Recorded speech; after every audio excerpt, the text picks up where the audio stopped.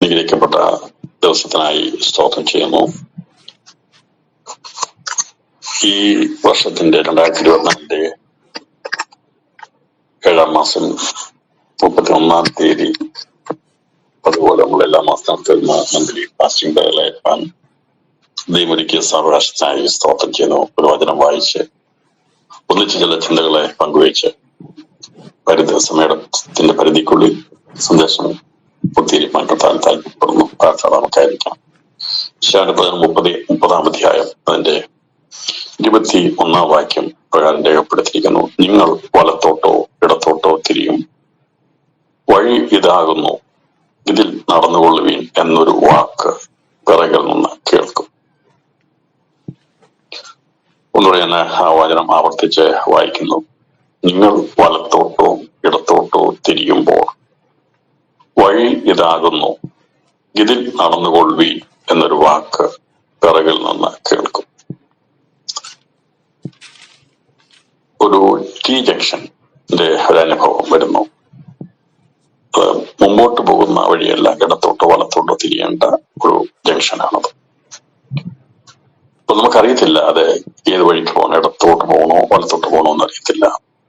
അതിന് T junction എന്നാ പറയുന്നത്. നാൽക്കവല എന്ന് പറയുമ്പോൾ 4 വഴിക്കും പോകാം, 4 ദിശയിരിക്കും പോകാം. വരുന്ന വഴിയിൽ നിന്ന് നേരെ മുമ്പോട്ട് പോകാനുള്ള വഴിയുണ്ട്. എന്നാൽ അത്ര ഒരു വഴിയെ കുറിച്ചാണ് ഇവിടെ പറഞ്ഞിരിക്കുന്നത്. ഇടത്തേക്കാണോ വലത്തേക്കാണോ പോകുന്നതെന്ന് അറിയത്തില്ല. 2 വഴികൾ നമ്മുടെ മുമ്പിലുണ്ട്. അതില് ഒരു വഴിയെ നമ്മൾ സഞ്ചരിച്ചേ മതിയാകുള്ളൂ, അല്ലെ പിന്നെ പുറകോട്ട് പോകണം. ഒരു 3 സാഹചര്യമാണ് ഇതിനോടല്ല ബന്ധമുള്ളതെങ്കിൽ വന്ന വഴി ഒന്ന് പുറകോട്ട് പോവുക, അല്ലെങ്കിൽ ഇടത്തോട്ട് അല്ലെങ്കിൽ വലത്തോട്ട് പോവുക. നമുക്ക് വഴി അറിയാൻ കഴിയാത്ത സാഹചര്യങ്ങളിൽ നമ്മൾ ചെയ്യുന്നതാണ്. ചിലപ്പോൾ വഴി കണ്ടുപിടിക്കാൻ കഴിയത്തില്ലെങ്കിൽ നമ്മൾ തിരിച്ച് മടങ്ങിപ്പോയിട്ടുണ്ട്. ചിലർക്ക് വഴി കണ്ടുപിടിക്കാൻ കഴിയാത്തതുകൊണ്ട് മടങ്ങിപ്പോയ സാഹചര്യമൊക്കെ നമുക്കറിയാം. ഇപ്പോഴത്തെ പോലെ ആധുനിക ഗൂഗിൾ മാർക്കങ്ങളോ മറ്റൊന്നും ഇല്ലാത്ത സന്ദർഭങ്ങളിൽ ചിലപ്പോൾ ചെന്നിട്ട് വഴി കണ്ടുപിടിക്കാൻ കഴിഞ്ഞില്ലെങ്കിൽ മടങ്ങിപ്പോകും. അതിലൂടെ കഥ പറഞ്ഞിരിക്കുന്നത്, നിങ്ങൾ വലത്തോട്ടോ ഇടത്തോട്ടോ തിരിയുമ്പോൾ വഴി ഇതാകുന്നു, ഇതിൽ നടന്നുകൊള്ളുവീൻ എന്നൊരു വാക്ക് പിറകിൽ നിന്ന് കേൾക്കും. അപ്പോൾ ഈ സഞ്ചരിച്ച് വന്ന ഒരു വ്യക്തി ഏകദേശം 2ആയിട്ട് തിരിയുന്ന വഴിയുടെ എത്തുമ്പോൾ അവൻ അഭിമുഖീകരിക്കാൻ പോകുന്ന പ്രതിസന്ധി എന്താണെന്ന് ദൈവം അറിഞ്ഞുകൊണ്ട് ദൈവത്തിന്റെ മക്കളുടെ പിൻപിൽ വന്ന് എതിലെ പോകണം എന്നുള്ള സന്ദേശം ആരും അറിയാതെ ദൈവം അവരുടെ ഉള്ളിൽ കൊടുക്കുന്നതിനെയാണ് ഇവിടെ പറഞ്ഞിരിക്കുന്നത്. ഏത് വഴി തിരഞ്ഞെടുക്കണം, എങ്ങോട്ട് പോകണം, എന്ത് ചെയ്യണം എന്നറിയാതെ ഭാരപ്പെടുമ്പോൾ ആ വഴി നമുക്ക് വ്യക്തമാക്കി കാണിച്ചു തരും നമ്മുടെ കർത്താവ്. നിങ്ങൾ ആലോചിച്ച് നോക്കുക, ഇടത്തോട്ട് പോകേണ്ട വഴിക്ക് പറഞ്ഞ വലത്തോട്ട് പോകേണ്ട യാത്ര അത് നിഷ്ഫലമായി. ഞാൻ വലത്തോട്ടാ പോകേണ്ടതെങ്കിൽ അതിന്റെ ഭാര്യ ഇടത്തോട്ടാ തിരിയുന്നെങ്കിൽ അതും നിഷ്ഫലമായി. അപ്പോൾ ജീവിതയാത്രയിൽ നിഷ്ഫലമായി തീരുന്ന എന്ന് ചിന്തിക്കുന്ന സന്ദർഭങ്ങളിൽ, തിരഞ്ഞെടുക്കുവാൻ കഴിയാത്ത സന്ദർഭങ്ങളിൽ എങ്ങനെ തിരഞ്ഞെടുക്കണം, ഏത് വഴി തിരിയണം എന്നുള്ളത് ദൈവമാണ് തന്റെ ഭക്തന്മാർക്ക് ദൈവം അറിയിച്ചു കൊടുക്കുന്നത്. ഇന്ന് ഈ സന്ദേശം കേൾക്കുമ്പോഴും ഇപ്രകാരം എന്ത് ചെയ്യണം, മടങ്ങിപ്പോകണോ, നിൽക്കണോ, ചെയ്യണോ, രാജിവെക്കണോ, അല്ലെങ്കിൽ കടം വാങ്ങിക്കണോ, എന്ത് ചെയ്യണം, ചികിത്സിക്കണോ, ആയുർവേദം വേണോ, ഹോമിയോപ്പതി വേണോ, മറ്റുള്ള പല ചിന്തകൾ പലതും വരും. രോഗം വരുമ്പോൾ ഏത് ട്രീറ്റ്മെന്റ് വേണമെന്ന് ചിന്തിക്കും. ആയുർവേദമാണോ നല്ലത്, ഹോമിയോപ്പതിയാണോ നല്ലത്, അലോപ്പതിയാണോ നല്ലത്, അങ്ങനെ ഒരുപാട് ചിന്തകൾ വരും. ജോലിയിൽ നിന്ന് പ്രശ്നമുണ്ടാകാൻ രാജിവെക്കണോ, തുടരണമോ, ഇങ്ങനെ നിരവധി പ്രതിസന്ധികൾ അഭിമുഖീകരിക്കുന്നവരാണ് മനുഷ്യൻ. നമ്മളെല്ലാവരും അങ്ങനെയാണ്. ഇത്തരം പ്രതിസന്ധി ഘട്ടങ്ങളിൽ തീരുമാനമെടുക്കാൻ കഴിയാത്ത മേഖലകൾ ദൈവം ആരിലൂടെയെങ്കിലും അല്ലെങ്കിൽ ദൈവം തനിയെ തന്നെ നമുക്ക് വഴി കാണിച്ചു തരും. അതിനാണ് പിമ്പിൽ നിന്ന് നീ ഒരു ശബ്ദം കേൾക്കുമെന്ന് പറയും, പിറകിൽ നിന്ന് കേൾക്കും.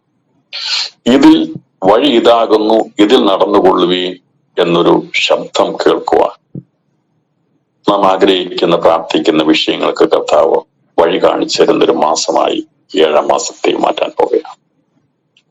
ഏത് വഴി അല്ലെങ്കിൽ ഏത് കാര്യം എങ്ങനെ അത് തീരുമാനിക്കണമെന്നറിയാത്ത ചില വിഷയങ്ങൾ മേൽ. അങ്ങനെ നിരവധി വിഷയങ്ങൾ നമ്മുടെ ജീവിതത്തിലുണ്ട്. അത് പല വിഷയങ്ങളുണ്ട്. അതിൻ്റെ അകത്ത് ഞാനെല്ലാം എടുത്തു പറയുന്നില്ല. നമുക്ക് ഓരോരുത്തർക്കും അറിയാം ഏതെല്ലാം വഴികളാണ് അപ്പോൾ നമ്മുടെ മുമ്പിൽ തീരുമാനം എടുക്കാൻ കഴിയാത്തെന്നുള്ളത്. നമ്മൾ തീരുമാനം എടുക്കാൻ കഴിയാതിരിക്കുന്ന വിഷയങ്ങളുമേൽ ദൈവമാണ് നമുക്ക് ആലോചന തരുന്നത്. ഒന്നുകിൽ ദർശനത്തിലൂടെയോ സ്വപ്നത്തിലൂടെയോ അല്ലെങ്കിൽ പ്രവാചകമായി ഏതെങ്കിലും വിധത്തിൽ ദൈവം നേരിട്ട് തന്റെ ശബ്ദം നമ്മളെ കേൾപ്പിക്കും. ഈ വഴി തെരഞ്ഞെടുത്തുകൊള്ളുക. അത് സെലക്ഷൻ വരുന്ന അല്ലെങ്കിൽ ചൂസ് ചെയ്യേണ്ട സന്ദർഭങ്ങളിൽ ദൈവം നമുക്ക് ആലോചനക്കാരായി കൂടിയിരിക്കാം എന്നാണ് ഈ പ്രവചനത്തിൽ പറഞ്ഞിരിക്കുന്നത്. അതിന്റെ ഒന്ന് രണ്ട് തെളിവുകൾ ദൈവത്തിന്റെ അടിസ്ഥാനത്തിൽ നിരത്തിക്കൊണ്ട് ഞാൻ ഈ സന്ദേശം അവസാനിപ്പിക്കും. നമുക്കറിയാം അബ്രഹാമിന്റെ ജീവിതത്തിൽ പ്രതിസന്ധി ഘട്ടങ്ങളിലൊക്കെ ദൈവനോട് സംസാരിച്ചിട്ടുണ്ട്. ഇപ്പൊ ദിവസം 1-ാം അധ്യായം അതിന്റെ 9-ാം വാക്യം രേഖപ്പെടുത്തിയിരിക്കുന്നു. നാം സഹോദരന്മാരല്ലോ. 8-9 വാക്യങ്ങളാണ് ഞാൻ വായിക്കുന്നത്. അതുകൊണ്ട് അബ്രഹാം ലോത്തിനോട് എനിക്കും നിനക്കും എന്റെ ഇടയന്മാർക്കും നിന്റെ ഇടയന്മാർക്കും തമ്മിൽ പിണക്കമുണ്ടാകരുത്.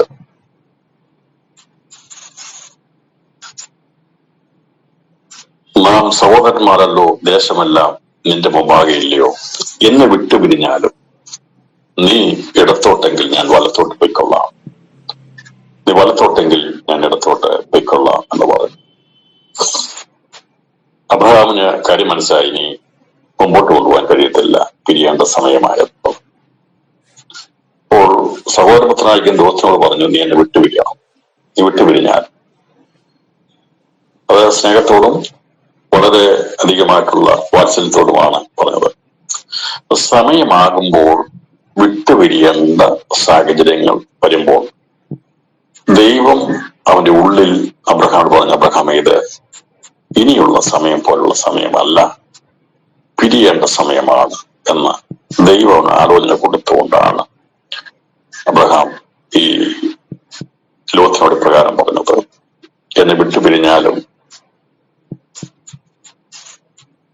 നീ ഇടത്തോട്ടെങ്കിൽ ഞാൻ വലത്തോട്ട് പോയിക്കൊള്ളാം, നീ വലത്തോട്ടെങ്കിൽ ഞാൻ ഇടത്തോട്ട് പോയിക്കൊള്ളാം എന്ന് പറഞ്ഞു. അപ്പോൾ ഇവിടെ ഒരു പ്രതിസന്ധി വന്നിരിക്കുക. മറ്റൊന്നും വല്ല വിഷയമൊന്നുമല്ല. സമ്പത്ത് അങ്ങ് വളരെ വർദ്ധിച്ചു. സമ്പത്ത് വർദ്ധിക്കുമ്പോഴാണ് കലഹമുണ്ടാകുന്നത്, പ്രശ്നമുണ്ടാകുന്നത്. സമ്പത്തില്ലെങ്കിൽ ഒരു പാത്രത്തിലൊക്കെ കഴിച്ചതാ, ഒന്നിച്ച് കഴിച്ച് ഒരുമിച്ച് കിടന്നു നോക്കിയ. അങ്ങനെയായിരുന്നു ഇവിടെ യാത്രയൊക്കെ. എങ്ങനെയായിരുന്നു? ഒരുമിച്ച് വന്നു, പരദേശക്കാട് വന്ന് യാത്ര ചെയ്ത് വന്നു, ഒരുമിച്ച് എല്ലാമായിരുന്നു. പക്ഷേ ഈ സമ്പത്ത് വർദ്ധിച്ചു കഴിഞ്ഞപ്പോൾ പിന്നീട് അങ്ങോട്ട് ഒരുമിച്ച് മുമ്പോട്ട് പോകാൻ കഴിയാതെ വന്നു. അതിന്റെ മോളിൽ പറഞ്ഞിട്ടുണ്ട്, അവർ ഒന്നിച്ച് പാർപ്പാൻ തക്കവണ്ണം ദേശത്തിന് അവരെ വഹിച്ചുകൂടാഞ്ഞു. സമ്പത്ത് വളരെ ഉണ്ടായിരുന്നുകൊണ്ട് അവർക്ക് ഒന്നിച്ച് പാർപ്പാൻ കഴിഞ്ഞില്ല. പണ്ടത്തെ കൂട്ടുകുടുംബമൊക്കെ ഇപ്പൊ ഇല്ലാത്തതിന്റെ കാരണം അത്. കൊണ്ട് കൂട്ടുകുടുംബം ഉണ്ടായിരുന്നു, ഒന്ന് വേറെ മാർഗമില്ല. എല്ലാവരും ഒരുമിച്ചൊരു കുടുംബത്തെ ജീവിക്കുമായിരുന്നു. ഇന്ന് അതിന്റെ ആവശ്യകതയില്ല. ഇന്ന് വീട് വെക്കാൻ, വീട്ടിലെ ഉപകരണങ്ങൾ വാങ്ങിക്കാനൊക്കെയുള്ള സാവകാശമുണ്ട്. പണ്ട് അങ്ങനെ ഇല്ലായിരുന്നു. അതുകൊണ്ടാണ് ഒരു കുടുംബത്തിൽ എല്ലാവരും കൂട്ടുകുടുംബമായി കിടക്കുന്നത്. ചില സ്ഥലങ്ങളിലൊക്കെ ഇങ്ങനെ കൂട്ടുകുടുംബമായിട്ട് കിടക്കുന്ന ആൾക്കാരുണ്ട്. പക്ഷെ ഞാൻ പറഞ്ഞത് പൊതുവിൽ ഒന്നിച്ച് പാർക്കുവാൻ കഴിയാത്ത അവസ്ഥ വരുമ്പോഴാണ് പിരിയുന്നത്. നമുക്കറിയാം, സഭകൾ പിരിയുന്നതൊക്കെ കാണുക ഈ ഒന്നുമില്ലെങ്കിൽ ഭയങ്കര ആരാധനയും കൂട്ടായ്മയും സന്തോഷവും ഒക്കെയാണ്. എല്ലാം ഒക്കെ ആയി കഴിയുമ്പോഴത്തേന് പിന്നെ അവിടെ പ്രശ്നങ്ങളാകും, ബുദ്ധിമുട്ടാകും, പിന്നെ പിരിയാൻ തോന്നും. എന്തായാലും ഇവിടെ പറഞ്ഞിരിക്കുന്ന സമ്പത്ത് വളരെ ഉണ്ടായിരുന്നത് കൊണ്ട് അവർക്ക് ഒന്നിച്ച് പാർപ്പാൻ കഴിഞ്ഞില്ല. ഒന്നിച്ച് പാർക്കണമെങ്കിൽ സമ്പത്ത് വർദ്ധിക്കുമ്പോൾ ഒന്നിച്ച് പാർപ്പാൻ കഴിയത്തില്ല. അപ്പം ഒരു ചെറിയ വിഷയം ഉണ്ടെങ്കിലും ഞാൻ എന്റെ വഴിക്ക് വിൽക്കൊള്ളാം, എനിക്ക് ജീവിക്കാൻ പറ്റും എന്നുള്ളൊരു ചിന്ത വരും. അങ്ങനെയൊരു സാഹചര്യത്തിലാണ് വന്നിരിക്കുന്നത്. ആർക്കും ആരെയും കീഴ്പ്പെടേണ്ട ആവശ്യമില്ല. പ്രശ്നം വന്നാൽ തന്നെ അവനവൻ്റെതായ വഴി നോക്കാനുള്ള സാഹചര്യങ്ങളുണ്ടല്ലോ. അതുകൊണ്ട് എന്തിനാ ഒരുമിച്ച് കഷ്ടപ്പെടുന്നു എന്ന് വിചാരിക്കും. അപ്പോൾ അബ്രഹാമിന്റെ കമ്പനികളുടെയും ഇതെങ്ങനെ ആയപ്പോൾ ഈ വിഷയങ്ങൾ അവിടെ ഉടലെടുത്തു. അവരുടെ ഇടയന്മാർ തമ്മിൽ പ്രശ്നങ്ങളുണ്ടായി. കനാന്യരും പെരിസ്യരുമാണ് ദേശത്ത് പാർട്ടി. ഇവരുടെ ഇടയിൽ, മറ്റുള്ളവരുടെ ഇടയിൽ ഇങ്ങനെ ഈ സഹോദരന്മാർ തമ്മിൽ ഒരു പ്രശ്നം ഉണ്ടാകുന്നു എന്ന് കണ്ടു കഴിഞ്ഞപ്പോൾ ബുദ്ധിമാനായിരിക്കുന്ന അബ്രഹാം പറഞ്ഞത് ശരിയല്ല. കനാന്യരും പെരിസ്യരും ദേശത്ത് പാർത്തിരിക്കുന്നതിന്റെ ഇടയിൽ ഒരു പിണക്കമുണ്ടായാൽ അത് നാം സഹോദരന്മാരെ മറ്റുള്ളവരെല്ലാം കേൾക്കും, അറിയും. നാണക്കേടാ, പ്രയാസമാണ്. എന്നെ കേൾക്കുന്ന പ്രിയപ്പെട്ടവരെ, ഈ അബ്രഹാമിനെ കനാന്യരും അതൊന്നും അവിടെ പ്രത്യേകം പറയുന്നത്, കനാന്യരും പെരിസ്യരും അന്ന് ദേശത്ത് പാർത്തിരും. അപ്പൊ മറ്റുള്ളവര് ജാതികൾ അറിയും സഹോദരന്മാർ തമ്മിൽ പ്രശ്നമാണ്. അതുകൊണ്ട് അബ്രഹാം പറഞ്ഞു ഇങ്ങനെ പോയാൽ പരസ്യമായിരിക്കുന്ന വഴക്കിലേക്കും ബഹളങ്ങളിലേക്കും ഒക്കെ എത്തും. അത് ദേശത്ത് അപമാന വിഷയമാക്കി തീരും. അതുകൊണ്ട് ഒരു കാര്യം ചെയ്യാം, നമുക്കിനി മുമ്പോട്ട് ഇങ്ങനെ പോകണ്ട പ്രിയ എന്ന് പറഞ്ഞു. ദേശത്ത് പ്രയാസമുണ്ടാകുന്ന വിധത്തിലാണ് കാര്യങ്ങൾ നീങ്ങുന്നതെങ്കിൽ അത് പിരിയുന്നതാണ് ഏറ്റവും നല്ലത്. അത് വീട്ടുകാരാണെങ്കിലും സഭയാണെങ്കിലും, ഞാൻ പറഞ്ഞല്ലോ, ഒന്നിച്ച് പാർപ്പാൻ കഴിയുന്നില്ലെങ്കിൽ, ബുദ്ധിമുട്ടുണ്ടെങ്കിൽ ഈ വിള്ളലുകളെ ചേർത്ത് നിർത്തി വൈറ്റ് വാഷ് അടിച്ച് കുറച്ച് ആളൊക്കെ പോകുള്ളൂ. ഇങ്ങനെ പ്രശ്നങ്ങളായി മാറും. അബ്രഹാം ബുദ്ധിമാനായിരിക്കുന്ന അബ്രഹാം തീരുമാനമെടുത്തു, നമുക്ക് പിരിയാം. കാരണം ദൈവത്തിന്റെ സമയം കൂടിയായിരുന്നു. ഈ വിട്ടുവീഴ്ചയ്ക്ക് തയ്യാറുള്ളവനായിരുന്നു അബ്രഹാം. അവന് പ്രശ്നം പരിഹരിക്കണം എന്നുള്ള ചിന്തയുണ്ടായിരുന്നു. അവന്റെ മാടുകളോ വിഷയങ്ങളോ ദേശമോ പക്ഷേ വാക്തത്വം ലഭിച്ചത് അബ്രഹാമിന്. അബ്രഹാം ഇവിടെ ഈ വിഷയം പറഞ്ഞപ്പോൾ ദൈവം അവന്റെ ഉള്ളിൽ തീരുമാനം കൊടുത്തതുകൊണ്ടാണ് ഇങ്ങനൊരു സെന്റൻസ് അവൻ ലോത്തിനോട് പറയാതെ സ്വദേശമല്ല നിന്റെ മുമ്പാകില്ല. അപ്പൊ പറഞ്ഞു, നീ ഈ ദേശമെല്ലാം നിന്റെ മുമ്പാകുണ്ട്. സമാധാനത്തോടെ പിരിയുന്നവരാണെങ്കിൽ ഒന്നും അവകാശങ്ങൾ പിടിച്ചു വെച്ച് ഈ ഒരു പോയിന്റുകളും പിടിച്ചു വെക്കത്തില്ല. അവർ സമാധാനത്തോടെ പിരിയത്തോ. ചിലർക്കറിയാതെ ചില വിഷയങ്ങൾ ഉണ്ടാക്കിയോ പിരിയണമെന്നുണ്ടെങ്കിൽ കണ്ടീഷൻസ് വെക്കും, വ്യവസ്ഥകൾ വെച്ചിട്ട് പിരിയോ. അത് വേണം, ഇത് വേണം, അങ്ങനെ വേണം, ഇങ്ങനെ വേണം. നമുക്ക് അതൊരു സ്നേഹത്തോട് വെച്ച് അത് രണ്ടു കൂട്ടരും മത്സരിക്കുന്നവരാ. എന്നാൽ അബ്രഹാം ഒരിക്കലും മത്സരിക്കുന്നവനായിരുന്നില്ല. അവനൊരു കണ്ടീഷനും വെച്ചില്ല, ഒരു വ്യവസ്ഥയും വെച്ചില്ല. അവനറിയാം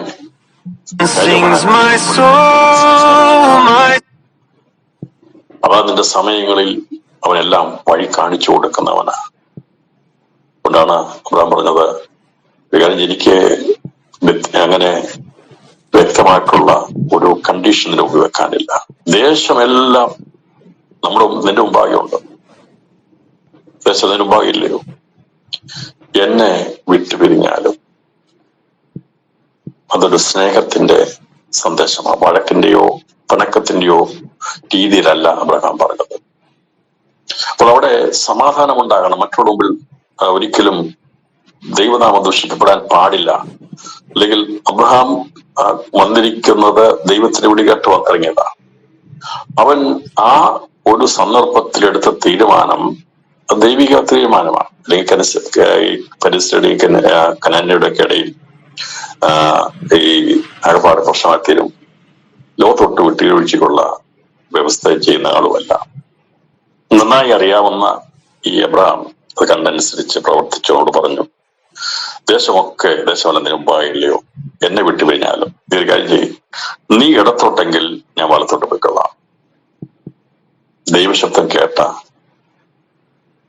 അബ്രഹാം പറയുക, ഒരു കാര്യം ചെയ്യും, ഇത് മുഴുവൻ ദേശവും നമ്മുടെ കൺമുമ്പിലുണ്ട്. നിനക്ക് വലത്തോട്ടോ ഇടത്തോട്ടോ ഏത് ദേശം വേണമെങ്കിലും എടുക്കാം, എനിക്ക് കണ്ടീഷൻ ഒന്നുമില്ല. നീ പോയതിന് ശേഷമേ എനിക്ക് ബാക്കിയുള്ള ഭാഗം മതി. നീ ഇവിടെ പറയുകയാണ്, നീ ഇടത്തോട്ടെങ്കിൽ ഞാൻ വലത്തോട്ട് പോയിക്കൊള്ളാം, നീ വലത്തോട്ടെങ്കിൽ ഞാൻ ഇടത്തോട്ട് പോയിക്കൊള്ളാം എന്ന് പറഞ്ഞു. ഇതെന്താ ഇങ്ങനെ പറയാൻ കാരണം എന്താ? അബ്രഹാം അറിയാം, ഏറ്റവും നല്ലത് തെരഞ്ഞെടുത്ത് പോയാലും അതുകൊണ്ടൊന്നും വാഗ്ദത്തത്തിന്റെ അനുഗ്രഹം കുറഞ്ഞു പോകുകയില്ല. ദൈവം വാഗ്ദത്തം നൽകാമെന്ന് പറഞ്ഞിരിക്കുന്നത് അവൻ നൽകും. അല്ല ആരെങ്കിലും കുറച്ച് കൂടുതൽ കൊണ്ടുപോയത് കൊണ്ടോ അല്ലെങ്കിൽ വിട്ടുവീഴ്ച ചെയ്തുകൊണ്ടോ കൊടുത്തത് കൊണ്ടോ ഒന്നും കുറയത്തില്ല. ദൈവത്തിന്റെ ഐശ്വര്യമായ അനുഗ്രഹം ഉണ്ടാകും എന്ന് അബ്രഹാമിന് അറിയാമായിരുന്നു. അതുകൊണ്ടാണ് അവൻ ഈ ഒരു തീരുമാനം അവരോട് പറഞ്ഞത്. ലോകത്തോട് പറഞ്ഞു, ലോകത്തെ ഒരു കാര്യം ചെയ്യും, നിനക്ക് തീരുമാനമെടുക്കാം, നിന്റെ മുമ്പിൽ ദേശമെല്ലാം കിടക്കില്ല. എന്നെ സംബന്ധിച്ചിടത്തോളം ഞാൻ ദേശത്തെ അല്ല നോക്കുന്നത്, ഞാൻ നോക്കുന്നത് ഉയരത്തിലേക്കാണ്. ഇന്ന് രാത്രി വാക്തത്വം ലഭിച്ച ദൈവമക്കളെ, ദൈവത്തിന് ശബ്ദം കേൾക്കുന്ന ദൈവമക്കളെ, ഇടത്തോട്ടോ വലത്തോട്ടോ എന്ന് തീരുമാനിക്കേണ്ടത് ദൈവമാണ്. എവിടേക്ക് പോകണമെന്നുള്ളത് അത് തിരിയണമെങ്കിൽ, നൽകണമെങ്കിൽ ദൈവത്തിന്റെ ആലോചന വേണം. ലോകത്തിന് തന്നെ ദൈവത്തോട് പ്രാർത്ഥിച്ചൊന്നുമില്ലല്ലോ. ലോകത്ത് ദൈവത്തോട് ചോദിച്ചോ? ഇല്ല, ചോദിച്ചില്ല. അവൻ ഈ വാക്ക് കേട്ടപ്പോൾ തന്നെ അവൻ നോക്കിയപ്പോൾ ലോത്ത് നോക്കി യോർദാനരികെയുള്ള പ്രദേശമൊക്കെ നീരോട്ടമുള്ളതെന്ന് കണ്ടു. അവൻ ഭൗമികമായിരിക്കുന്ന കാഴ്ചപ്പാടുള്ളവനായിരുന്നു ലോത്ത്. ദർശനം ലഭിച്ചവന്റെ കൂടെ വന്നതുകൊണ്ട് ദർശനം ലഭിക്കണമെന്നില്ല. എന്നാൽ അതിൻ്റെതായ മാറ്റം അവനിലുണ്ടായിരിക്കും. ലോത്തിനെ കുറിച്ച് പറയുന്നത് നീതിമാനായിരുന്നു, വലഞ്ഞുപോയ നീതിമാൻ എന്ന് പറയും. അബ്രഹാമിന്റെ കൂടെ വന്നതുകൊണ്ട്, ഇറങ്ങി തിരിച്ചതുകൊണ്ട് നീതിമാനായിരുന്നു. എന്നാൽ അവന് വാക്തത്വത്തെ കുറിച്ചുള്ള പ്രത്യാശയില്ലായിരുന്നു. ദൈവശില്പിയായി നിർമ്മിച്ച അടിസ്ഥാനമുള്ള കൂടാരത്തേക്കുള്ള കാഴ്ചപ്പാടില്ലായിരുന്നു. തേജോമനായിരിക്കുന്ന ദൈവം നൽകുന്ന വാക്തത്വത്തെ കുറിച്ചുള്ള സ്വർഗീയ കാഴ്ചപ്പാടില്ലാത്തവനായിരുന്നു ലോത്ത്. അതുകൊണ്ട് അവൻ ആരോടും അവനോ ചോദിക്കേണ്ടി വന്നില്ല. ഇങ്ങനെ അബ്രഹാം പറയാൻ നോക്കിയിരുന്നു. ലോത്ത് പെട്ടെന്ന് തന്നെ തീരുമാനമെടുത്തു, ഇനിയിപ്പം ഈ അപ്പന്റെ ചേട്ടന്റെ സഹായമൊന്നും ഇല്ലെങ്കിലും എനിക്ക് കുഴപ്പമൊന്നുമില്ല.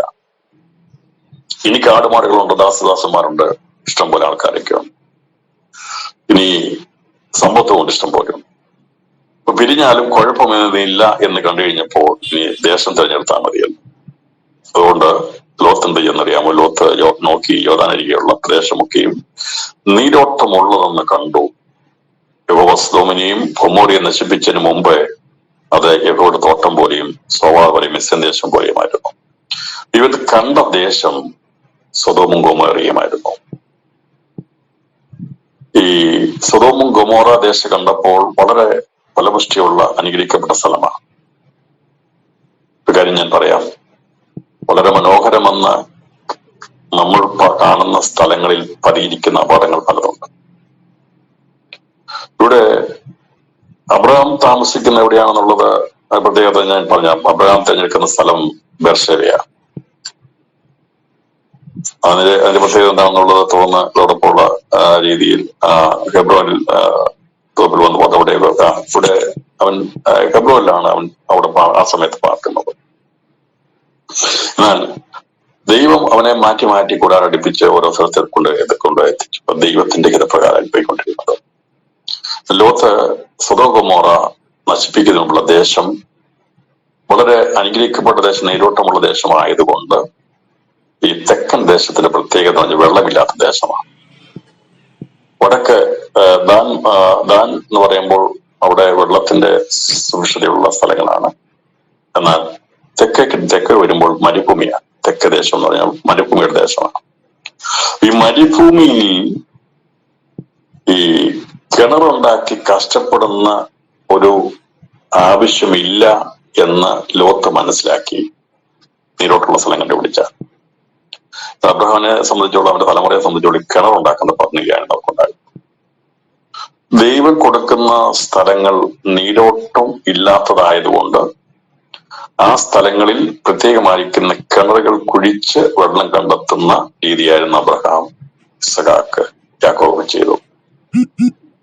ഇവിടെ ഈ ലോത്ത് തിരഞ്ഞെടുത്ത സ്ഥലത്ത് അങ്ങനെ ഒരു ബുദ്ധിമുട്ടില്ല, വെള്ളം ഇഷ്ടം പോലെ.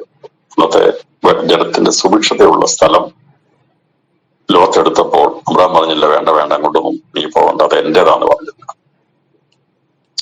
ദൈവം അബ്രഹാമിന് വാഗ്ദത്തം കൊടുത്ത സ്ഥലമല്ലായിരുന്നു ഈ സൊദോം ഗൊമോറയുടെ ദേശം. ഇവൻ തെരഞ്ഞെടുത്തു, ആ ദേശം കണ്ടു, അവനവന്റെ വഴിക്ക് പോയി. പിന്നീടുള്ള കാര്യങ്ങളൊക്കെ നമുക്കറിയാം. എന്താ സംഭവിച്ചത്. അപ്പൊ യഹോവയുടെ തോട്ടം പോലെ, ഏദൻ തോട്ടം പോലെ മനോഹരമായിരിക്കുന്ന ഒരു ദേശമായിരുന്നു ഏദൻ, ഈ സൊദോം ഗൊമോറ ദേശങ്ങൾ. ഇച്ചിര ബുദ്ധിമുട്ടും പ്രയാസവും ഒക്കെ സ്ഥലത്തുണ്ടെങ്കിലേ ദൈവാശ്രയം ദൈവഭയമൊക്കെ ഉണ്ടാകുള്ളൂ. അല്ലെങ്കിൽ അവിടെയെല്ലാം വഷളത്വം പ്രവർത്തിക്കും. ചില പ്രതിസന്ധികൾ പ്രശ്നങ്ങളൊക്കെ വന്നില്ലെങ്കിൽ മനുഷ്യനാണ്, നമ്മളെല്ലാവരും ഒരുപോലെ ഉള്ളവരാ.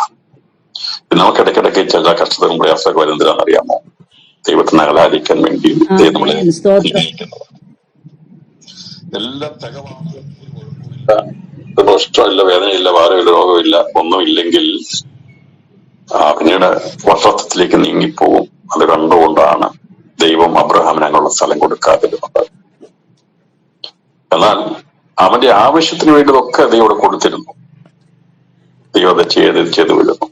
ഇവിടെ പറഞ്ഞു വരുന്നത്, ലോത്ത് യോർദാനരികെയുള്ള പ്രദേശമൊക്കെ തിരഞ്ഞെടുത്തു. അതിന്റെ 11-ാം വാക്യം, ലോത്ത് യോർദാനരികെയുള്ള പ്രദേശമൊക്കെയും തെരഞ്ഞെടുത്തു. ഇങ്ങനെ ലോത്ത് കിഴക്കോട്ട് യാത്രയായി അവർ തമ്മിൽ പിരിഞ്ഞു. ഇങ്ങനെ തമ്മിൽ പിരിഞ്ഞപ്പോ ദൈവത്തിന്റെ ശബ്ദം ദൈവം അബ്രഹാമിനെ കൊടുക്കുകയാണ്. അതിന്റെ 14-ാം വാക്യം, ഈ സൊദോം നിവാസികൾ ദുഷ്ടന്മാരും യഹോവയുടെ മഹാപാപികളുമായിരുന്നു. അവർ സൊദോമിലെ കൂടാരം നീക്കി അടിച്ചു. നീതിമാനായിരിക്കുന്ന അബ്രഹാമിൽ നിന്ന് നാം പറയണ്ടേ, ഞാൻ പോകുന്നില്ലപ്പാ, ഞാൻ എന്റെ കൂട്ടത്തിൽ നമുക്ക് ഒരുമിച്ച് നിൽക്കാം, എന്നെ വിട്ട് ഞാൻ പോകത്തില്ല. കാരണം ഇവിടെ ഭൗമികമായ ചിന്ത ആർക്ക് വന്നാലും സ്വർഗീയ ചിന്തയിൽ നിന്നുള്ള മാറ്റം വരുമ്പോൾ തനതായിട്ടുള്ള ചിന്തകളൊക്കെ വരും. അത് അപകടകരമാണ്. അവൻ വിട്ടുപിരിഞ്ഞു. ചെന്നെത്തിയത് ലോത്ത് അവൻ ചെന്നെത്തിയത് സ്വതം നിവാസികൾ ദുഷ്ടന്മാരും യഹോവയുടെ മുമ്പാകെ മഹാപാപികളുമാരും.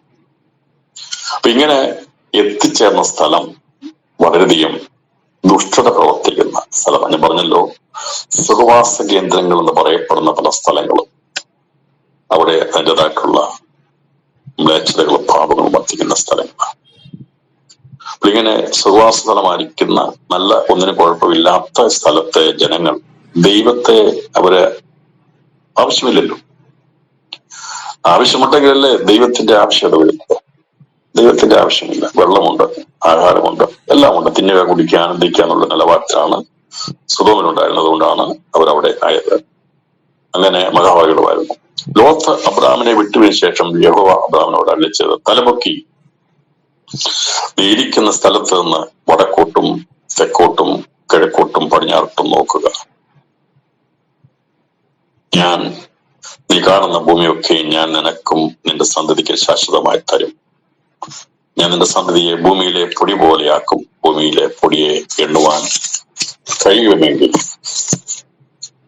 നിന്റെ സന്തതി എണ്ണ. നീ പുറപ്പെട്ട ദേശം നടുകയെ കുറുകെ സഞ്ചരിക്കുക, ഞാൻ നിനക്ക് തരും. അപ്പോൾ അബ്രഹാം കൂടാരം നീക്കി ഹെബ്രോനിൽ മമ്മറയുടെ തോപ്പിൽ വന്ന് പാർത്തു. അവിടെ യാഗപീഠം.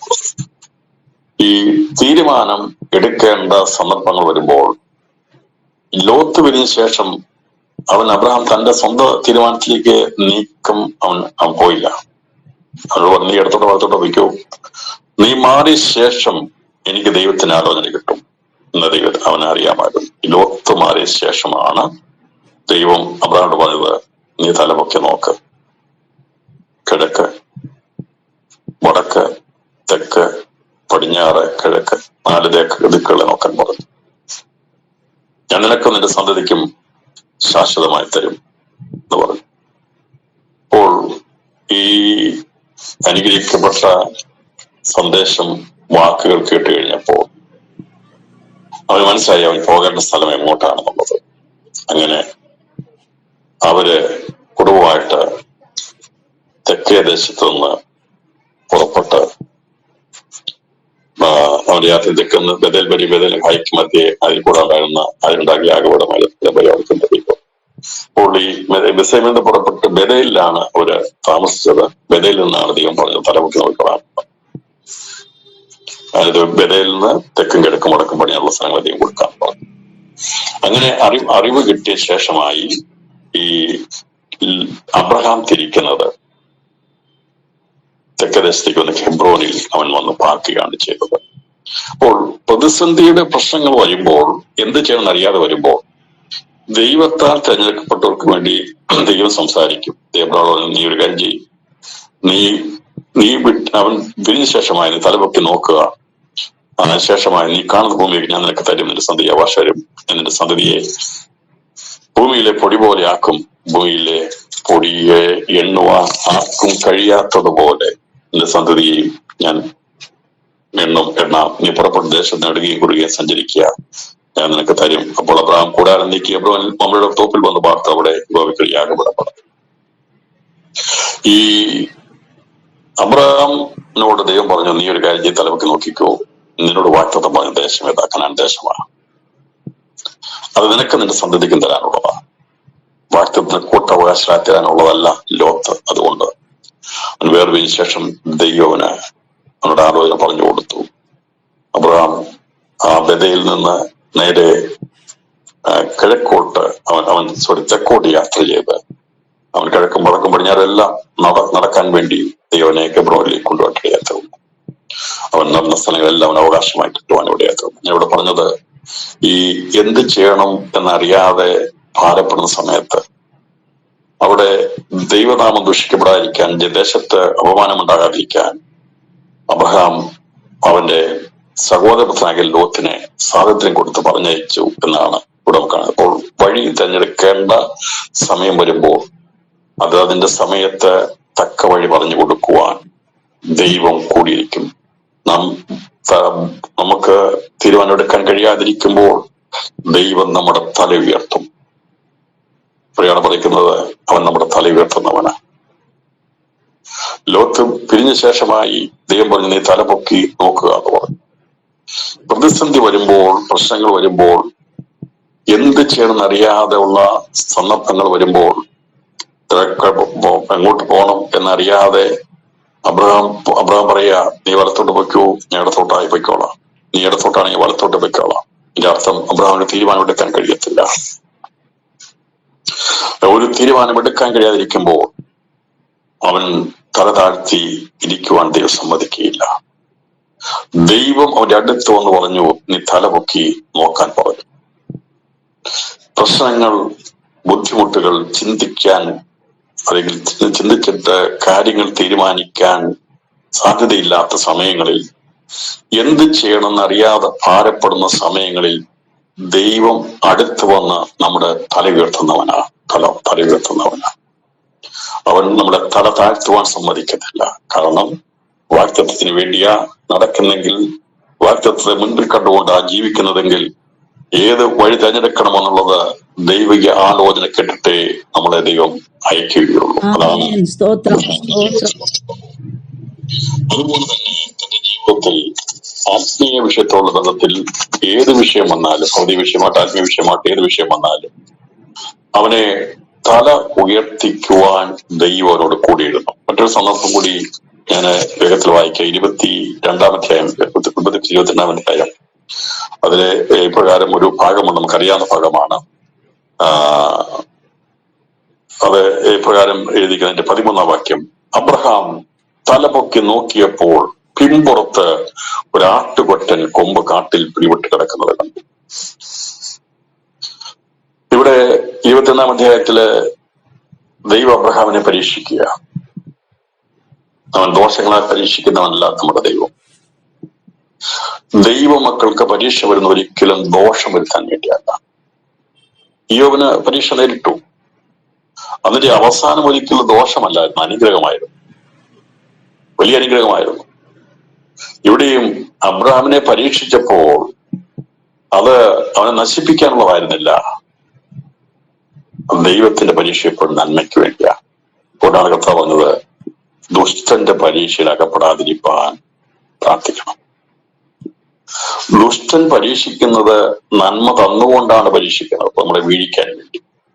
എന്നാൽ ദൈവം നമ്മളെ പരീക്ഷിക്കുമ്പോൾ ഇല്ലായ്മകൾ വരുത്തി, അല്ലെങ്കിൽ പ്രതിസന്ധികൾ വരുത്തി, പ്രശ്നങ്ങൾ വരുത്തി നമ്മളെ കൂടുതൽ ദൈവത്തോട് അടുപ്പിക്കാൻ വേണ്ടിയാണ് നമുക്ക് ഭക്തന്മാർക്ക് പരീക്ഷ വരുന്നത്. അതുകൊണ്ട് ഞാൻ പറയാം, ദൈവമക്കൾക്ക് പരീക്ഷ വരുന്നത് അവരെ പൊന്നുപോലെ വെളിയിൽ കൊണ്ടുവരാൻ വേണ്ടിയാണ് പരീക്ഷ വരുന്നത്. അപ്പോൾ സുഖസൗകര്യങ്ങൾ വർദ്ധിക്കുകയല്ല, ഇല്ലായ്മകൾ വർദ്ധിക്കും, അല്ലെങ്കിൽ പ്രശ്നങ്ങൾ വർദ്ധിക്കും. അത് ദൈവം നൽകുന്ന പരീക്ഷയാണെങ്കിൽ അതിൽ നിന്ന് നാം വിജയിച്ച് ജയാളികളായി പൊന്നുപോലെയാണ് പുറത്തു വരുന്നത്. യോബിനെ ദൈവം പരീക്ഷിച്ചപ്പോൾ അവനെ പരീക്ഷിച്ചപ്പോൾ ദോഷങ്ങൾ അവന് വന്നെങ്കിലും, അത് ദുഷ്ടൻ അവനെ ദോഷങ്ങൾ വരുത്തിയെങ്കിലും ദൈവനോട് പറഞ്ഞു അവന്റെ പ്രാണനെ തുടരുമെന്ന്. പ്രിയപ്പെട്ടവരെ, ലോകത്ത് ജീവിക്കുമ്പോൾ ദൈവമക്കളുടെ വേണമെങ്കിൽ ജഡത്തിൽ കൊന്നുകളയാൻ സാത്താന് കഴിയും, അവന് കഴിയും. അതുകൊണ്ട് ദൈവം പറഞ്ഞു, യോബിന്റെ ജീവിതത്തിൽ പറഞ്ഞത് നീ അവനെ തുടരുന്നു പറഞ്ഞു. കാരണം ദൈവത്തിന് അവനിലൂടെ ഒരു തലമുറയെ കൊണ്ടുവന്ന് മറ്റുള്ളവർ കാണിക്കണമായിരുന്നു. ഞാൻ പറഞ്ഞല്ലോ, ദൈവമക്കൾക്ക് ആക്സിഡന്റ് വരത്തില്ലെന്നോ അപകടം വരത്തില്ലെന്നോ വെള്ളപ്പൊക്കത്തിൽ മരിക്കത്തില്ലെന്നോ മലയിടിഞ്ഞു വീണാ മരിക്കത്തില്ലെന്നോ നമ്മൾ പറയത്തില്ല. നമ്മൾ മനുഷ്യരാ. കോവിഡ് വരത്തില്ലെന്നോ മഹാമാരി വരത്തില്ലെന്നോ ഒന്നും നമുക്ക് പറയാൻ പറ്റത്തില്ല, നമ്മൾ പറയത്തില്ല. നമ്മൾ പ്രാർത്ഥിക്കും, കർത്താവേ ബാധ വരാതെ നോക്കണമേ, അകറ്റിക്കളയണം. ദൈവം പറഞ്ഞിട്ട് അകറ്റിക്കളയാം. അപ്പൊ അത് സംഭവിക്കാം,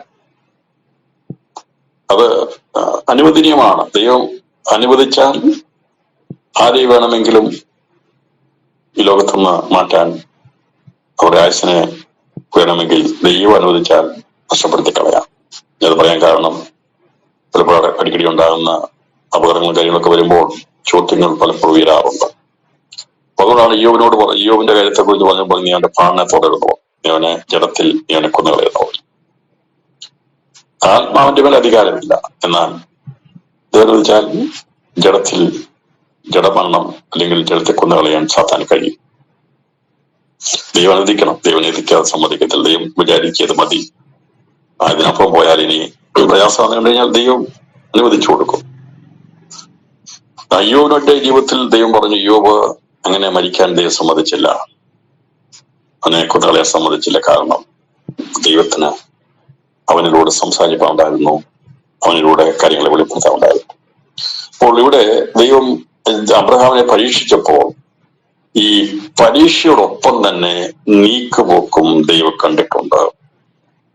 ദൈവം തരുന്ന പരീക്ഷകളാണെങ്കിൽ ദൈവം ആരെയും ദോഷങ്ങളായി പരീക്ഷിക്കുന്നില്ല. ദൈവം നമുക്ക്, ഞാൻ ഉദാഹരണം പറയാം, കണക്കിന്റെ ടീച്ചർ കണക്ക് പരീക്ഷ ഇടുന്നത് അടിക്കാൻ വേണ്ടിയാണ്, തോൽപ്പിക്കാൻ വേണ്ടിയാണോ? അല്ല, നമുക്ക് എത്രമാത്രം അറിയാം എന്നറിയാൻ വേണ്ടി അത് ആ പരീക്ഷ ഇടുന്നു. ദുഷ്ടന്റെ പരീക്ഷ അങ്ങനെയല്ല. ദുഷ്ടന്മാരുടെ വാരിക്ക് ഒരു മാർക്ക് കൊടുക്കും, കള്ള സർട്ടിഫിക്കറ്റ് ഉണ്ടാക്കി കൊടുക്കും. അങ്ങനെയല്ലേ നീറ്റിന്റെ പരീക്ഷയൊക്കെ നമ്മൾ കണ്ടായിരുന്നല്ലേ? അത് ദുഷ്ടന്റെ പരീക്ഷയാണ്. ലക്ഷങ്ങൾ കൊടുത്താൽ ചോദ്യപേപ്പറൊക്കെ കൈ കിട്ടും. ഞാൻ പറഞ്ഞത് കാര്യം മനസ്സിലാക്കി വിചാരിക്കുന്നു. അപ്പോൾ അവിടെ അത് ദുഷ്ടന്റെ പരീക്ഷയാണ്. അപ്പൊ അതിന്റെ തന്നെ ഒരു ആകർഷിക്കപ്പെട്ട് പൈസ കൊടുത്താൽ മാർക്ക് കിട്ടുമല്ലോ, അഡ്മിഷൻ കിട്ടുമല്ലോ എന്ന് പറഞ്ഞാൽ പലരും വായിക്കും. അങ്ങനെയുള്ളതാണ് ദുഷ്ടന്റെ പരീക്ഷ. അതിൽ ആകർഷിക്കും. കഷ്ടപ്പെടാതെ കാര്യം നടക്കും. എന്നാൽ ദൈവത്തിന്റെ മാർഗം അതല്ല, ദൈവത്തിന്റെ പരീക്ഷ അതല്ല.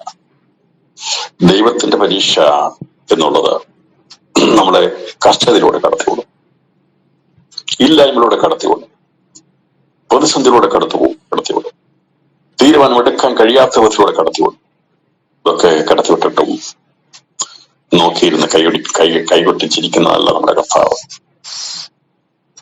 എന്നാൽ സാത്താൻ അവന്റെ പരീക്ഷയിൽ കുടുക്കി കഴിയുമ്പോൾ കള്ളത്തരങ്ങളുടെയും വ്യാജമാർക്കത്തിലൂടെയും ഒക്കെ ഉള്ള കൈകാര്യങ്ങൾ കൊടുത്തു കഴിയുമ്പോൾ കൈകൊട്ടിച്ചിരിക്കും, നീ പിടിക്കപ്പെടാൻ പോകില്ല. അങ്ങനെ എത്രയോ പേർ ലോകത്തിൽ പിടിപെട്ടു പോയിട്ടുണ്ട്. ഞാൻ കേൾക്കുന്ന പ്രിയപ്പെട്ടവരെ, സാത്താൻ ഒരുക്കുന്നതെല്ലാം അവൻ ഭൗമികമായിരിക്കുന്ന നന്മയാണ് എന്ന് കാണിച്ചുള്ളത് കൊടുക്കാൻ വേണ്ടി ശ്രമിക്കും. അത് കുടുങ്ങിപ്പോകാനുള്ള വഴി അവൻ ഒരുക്കി തരുന്നത്. എന്നാൽ ദൈവം ഒരുക്കി തരുന്ന വഴികൾ അത് കഷ്ടതയുടെ വഴിയാണ് ദൈവം നമുക്ക് തരുന്നത്. എന്തിനാണെന്നറിയാമോ? കഷ്ടതയിൽ ദൈവത്തോട് വിളിച്ചപേക്ഷിക്കുക.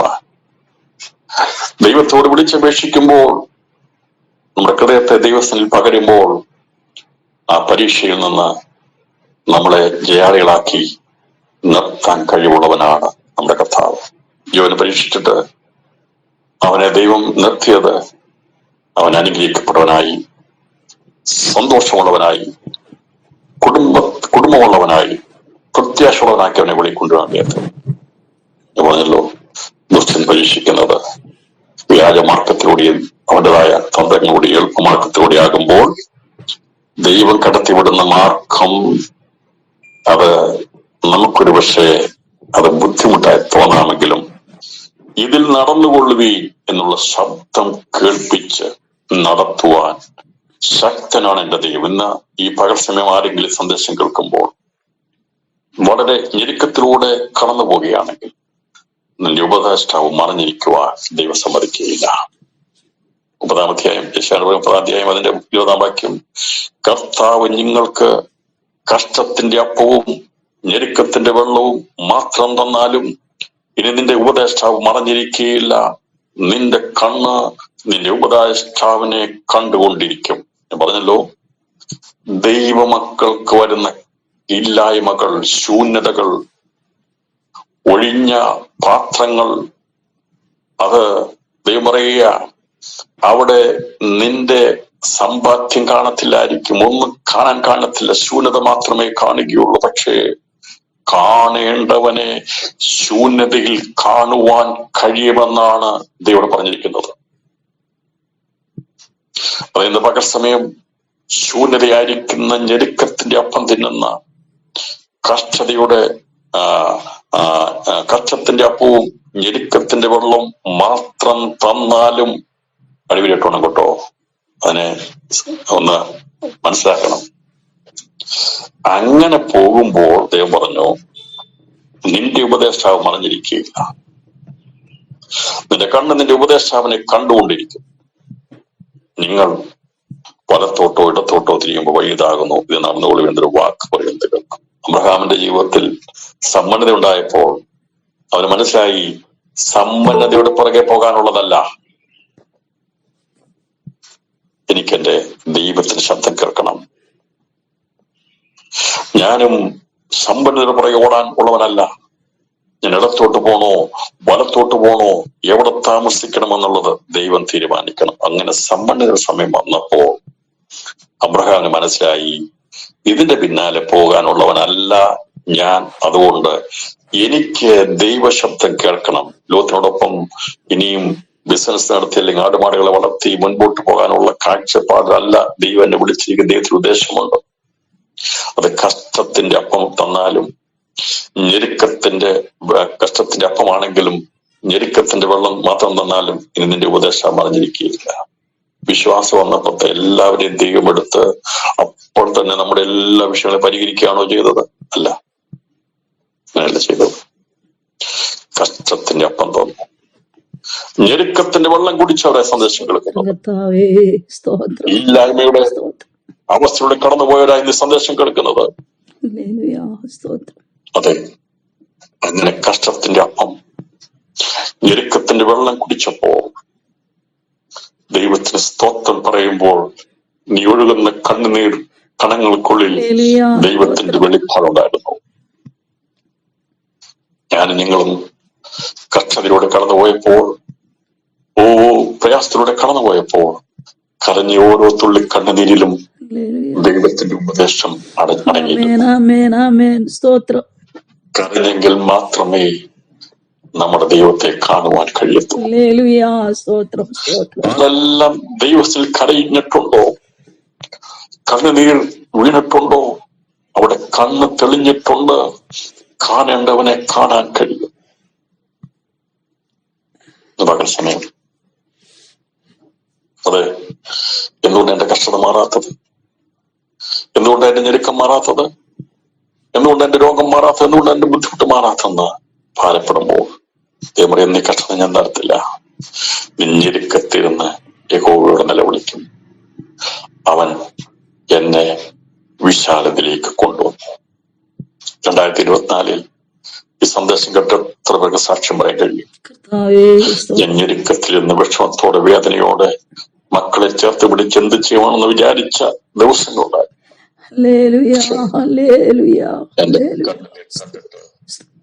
എന്തായിത്തീരും, ഇടത്തോട്ട് പോണോ വലത്തോട്ട് പോണോ എന്നറിയാതിരുന്ന സന്ദർഭങ്ങളിൽ, എന്ത് ചെയ്യണമെന്നറിയാത്ത ഞെരുക്കത്തിന്റെ വേളകളിൽ ഞാൻ നിങ്ങൾ ഉപേക്ഷിക്കാത്ത ഒരു ദൈവമുണ്ടായിരുന്നു, അവൻ നമ്മളെ കൈവിട്ടില്ല. അതാണ് ദൈവമക്കളുടെ വളർച്ചയും ഉയർച്ചയുടെയും പിന്നിലുള്ള കാര്യം. ഉള്ള ദൈവമക്കളെ, ഇന്ന് ഈ പകൽസമയം സന്ദേശങ്ങൾ ഒരുപാട് കേട്ടിട്ടുള്ള സന്ദേശങ്ങളാ. എന്തുകൊണ്ടാണ് ഞെരുക്കം?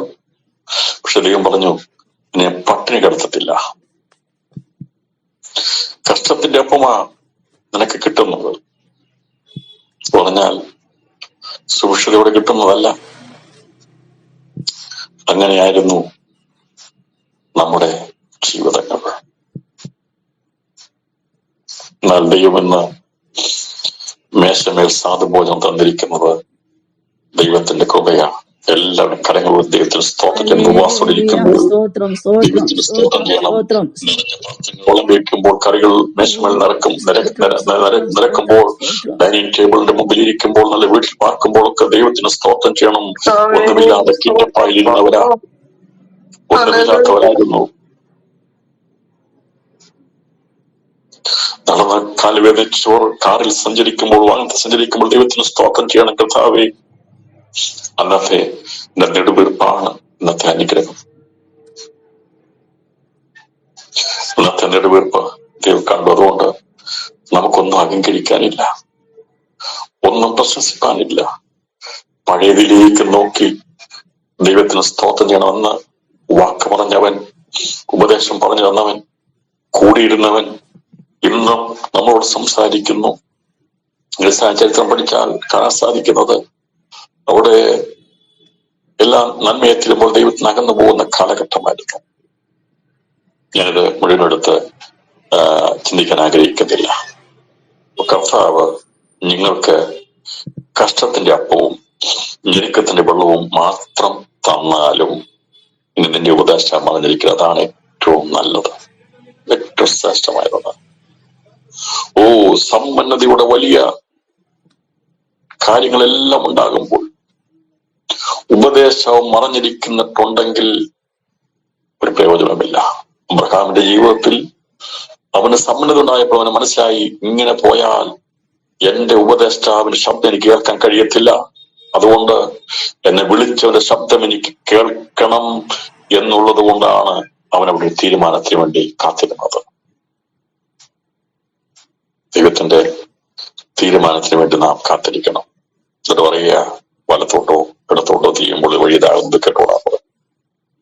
ദൈവം അബ്രഹാമിനെ പരീക്ഷിച്ചപ്പോൾ നമുക്കറിയാം, അബ്രഹാമിനോട് എന്ത് പറഞ്ഞാലും അത് അനുസരണമുള്ളവനാണ് എന്ന് ദൈവത്തെ അറിയാമായിരുന്നു. അവൻ ഒരിക്കലും അവിശ്വാസം കാണിക്കുന്നുണ്ടായിരുന്നു. ചോദ്യം ദൈവത്തോട് ചോദിക്കുമായിരുന്നെങ്കിലും ദൈവത്തെ അവിശ്വസിക്കത്തില്ലായിരുന്നു. എന്നാൽ താൻ വിശ്വസിക്കുന്ന ദൈവ സഹത്തിന് മതിയായവനാണെന്ന് മനസ്സിലാക്കിയ അബ്രഹാം അവന്റെ മകനെയും കൊണ്ട് മോറിയ പർവ്വതത്തിലേക്ക് യാഗത്തിന് പോകുമ്പോൾ തന്നെ ദൈവം അവന് വേണ്ടി മറുഭാഗത്തൊരു വഴി തുറന്നിരുന്നു. അതാണ് 13-ാം വാക്യം. അബ്രഹാം തലപൊക്കി നോക്കിയപ്പോൾ പിൻപുറത്ത് ഒരാട്ടുകൊറ്റൻ കൊമ്പ് കാട്ടിൽ പിടിവിട്ട് കിടക്കുന്നത് കണ്ടു. അബ്രഹാം ചെന്ന് ആട്ടുകൊറ്റനെ പിടിച്ചതിന്റെ പകരം ഹോമയാഗം കഴിച്ചു. അബ്രഹാം ആ സ്ഥലത്തിന് യഹോവ ഇരേ എന്ന് പേരിട്ടു. അപ്പൊ യഹോവ കരുതിക്കൊള്ളും എന്ന പേര് അവൻ വിശ്വാസത്തോടെ പറഞ്ഞു. ഞാൻ ചോദിച്ചു, എവിടെയാ കത്തിയും തീയും വിറകുമുണ്ട്? അങ്ങനെ തീയും വിറകുമുണ്ടെന്നാൽ ഹോമയാഗത്തിന് ആട്ടിൻകുട്ടി എവിടെയെന്ന് അവൻ ചോദിച്ചു. ദൈവം തനിക്ക് ഹോമയാഗത്തിന് ഒരു ആട്ടിൻകുട്ടിയെ നോക്കിക്കൊള്ളും മകനെ എന്ന് അബ്രഹാം പറഞ്ഞു. അവൻ ചോദിച്ചു, അപ്പൊ എവിടെയാ? നമ്മൾ ആരാധനയ്ക്ക് പോകുകയല്ലേ, എവിടെയാന്ന് ചോദിച്ചപ്പോൾ ദൈവം തനിക്ക് ഹോമയാഗത്തിന് ആട്ടിൻകുട്ടിയെ നോക്കിക്കൊള്ളും മകനെ എന്ന് അബ്രഹാം പറഞ്ഞു. ദൈവം കരുതിക്കൊള്ളും മകനെ എന്ന് പറഞ്ഞ് വിശ്വാസത്തിന്റെ കരം പിടിച്ച് ഇസ്ഹാക്കിനെ പിടിച്ചുകൊണ്ട് വിശ്വാസിയുടെ പിതാവായിരിക്കുന്ന അബ്രഹാം നടക്കുമ്പോൾ 3 ദിവസം നടക്കൂല. ഇന്ന് പകൽ സമയവും ഞാനും നിങ്ങളും മക്കളെ വളർത്തുന്നവരാ. വിശ്വാസത്തിന്റെ വാക്ക് പറഞ്ഞുകൊണ്ട് കുഞ്ഞുങ്ങളെ പിടിച്ചുകൊണ്ട് നടന്നു ദൈവം ഒരു ഉന്നത സ്ഥാനത്തെത്തിക്കും. ദൈവം സ്ഥിതികൾക്ക് മാറ്റം വരുത്താൻ വിശ്വസ്തനാണ്. കൊച്ചു കുഞ്ഞുങ്ങളെ കൈപിടിച്ചുകൊണ്ട് നടക്കുമ്പോൾ അതേ സ്തോത്രം ചെയ്ത് നടത്തിക്കൊണ്ട് കൊണ്ടോ ദൈവം ഉന്നതങ്ങളിൽ എത്തിക്കുവാൻ ദൈവത്തിന്റെ പദ്ധതിയുണ്ട്. അബ്രഹാം തന്റെ മകനെ കൊണ്ട് പോകുമ്പോൾ, ഞാൻ പറഞ്ഞ കരം പിടിച്ചെടുത്തതിന്റെ അർത്ഥം ഒരുമിച്ച് നടക്കുമ്പോൾ വിശ്വാസത്തിന്റെ വാക്കുകൾ അവന്റെ ചെവിയിലേക്ക് ആ പിതാവ് പറഞ്ഞു കൊടുത്തു.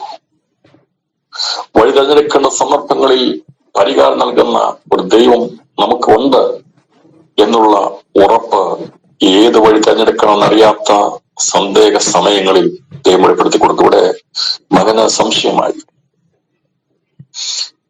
അബ്രഹാമിന്റെ മുമ്പിൽ ഒരു സംശയമില്ലായിരുന്നു. അവനറിയാമായിരുന്നു ഏത് വഴി ആണ് എന്നുള്ളത്, പരിഹാരം ദൈവത്തിനുണ്ട് എന്നുള്ളത് ഒരു അനുഭവമായിരുന്നു.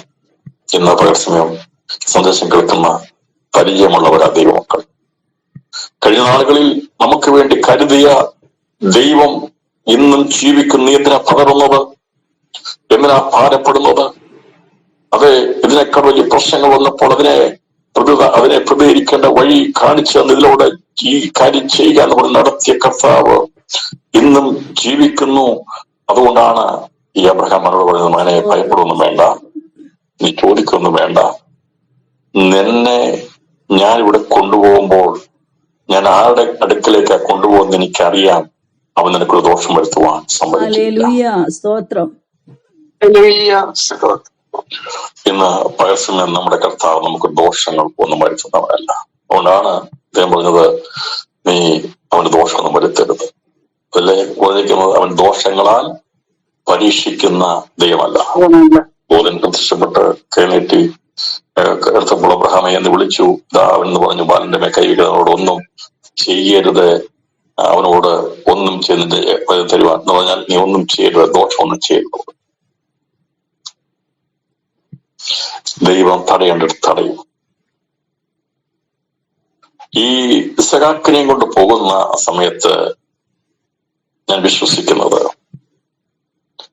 ഇവിടെ വീട്ടിൽ നിന്ന് ഇറങ്ങിയപ്പോൾ തന്നെ ഒരു ആട്ടുകൊറ്റൻ മറുഭാഗത്തോടെ മോറിയ മല കയറുന്നുണ്ടായിരുന്നു. ദൈവ പദ്ധതിയാ. ഇവര് വീട്ടിൽ നിന്ന് ഇറങ്ങിയപ്പോൾ തന്നെ അബ്രഹാമിന്റെ യാഗത്തിന് വേണ്ടി ദൈവം കരുതിയിരുന്നു. ഞാനിത് ഇതിന്റെ മുമ്പുള്ള ഭാഗം വായിക്കുമ്പോൾ ഈ ആട്ടുകൊറ്റൻ എവിടെന്നാ വന്നെന്ന് അവിടെ പറഞ്ഞിട്ടില്ലെങ്കിലും ഈ ബേർഷേബ എന്ന പേരിട്ട് ഒരു ഭാഗം മാറ്റുന്ന ഒരു ഭാഗം 21-ാം അധ്യായത്തിൽ പറഞ്ഞിട്ടുണ്ട്. 21-ാം അധ്യായം 27-ാം വാക്യത്തിൽ അബ്രഹാം അബീമേലെക്കിന് ആടുമാടുകളെ കൊടുത്തു. അവർ ഇരുവരും തമ്മിൽ ഉടമ്പടികളെ ചെയ്തു. അബ്രഹാം 7 പെണ്ണാട്ടു കുട്ടികളെ വേറിട്ട് നിർത്തി.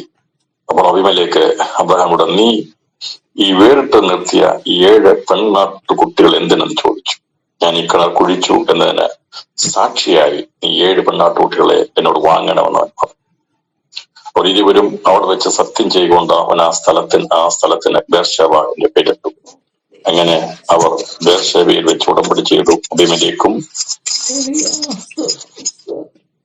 സെനാവിന്റെ പശ്ചാത്തല പീക്കോലും എഴുന്നേറ്റ് പരസ്പരദേശത്തേക്ക് മടങ്ങിപ്പോയി. അബ്രഹാം ബേർഷേബയിൽ ഒരു പിതൃവൃക്ഷം നട്ടു. നിത്യദൈവമായ യഹോവയുടെ നാമത്തിൽ അവിടെ വെച്ച് ആരാധന കഴിച്ചു. അബ്രഹാം കുറെ കാലം പരസ്പരദേശത്ത് പാർത്തു. ഇവിടെ ഒരു ആട്ടുകൊറ്റൻ ആവശ്യമാണ്. അതിനു മുമ്പായി 7 പെണ്ണ് ആടുകളെ മാറ്റി നിർത്തുന്നത് നമുക്ക് 21-ാം അധ്യായത്തിൽ കാണുന്നു. 7 പെണ്ണാട്ടുകുട്ടികളെ എന്നോട് വാങ്ങണമെന്ന് പറഞ്ഞു. 22-ാം അധ്യായത്തില് ഇഷ്ടംപോലെ ആടുമാടുണ്ടായിരുന്ന അബ്രഹാമോട് ദൈവം പറഞ്ഞത് ആടിനെ കൊണ്ടുപോകാൻ പറഞ്ഞില്ല. എന്നാൽ ഞാൻ ചിന്തിക്കുന്നത്, ഈ എന്തിനാ 7 പെണ്ണാട്ടുകുട്ടികളെ മാറ്റി നിർത്തുന്നറിയാം. ദൈവം അബ്രഹാമിനെ പരീക്ഷിക്കുന്ന സമയത്തോട് അടുത്ത് വരുമ്പോൾ, ഇവരിതിനെ കൊണ്ടുപോയോ ഇല്ലെന്ന് എനിക്കറിയത്തില്ല, ഏതായാലും മാറ്റി നിർത്തിയതാ. അത് പ്രസവിക്കണം, അതിൽ കുഞ്ഞുണ്ടാകണം.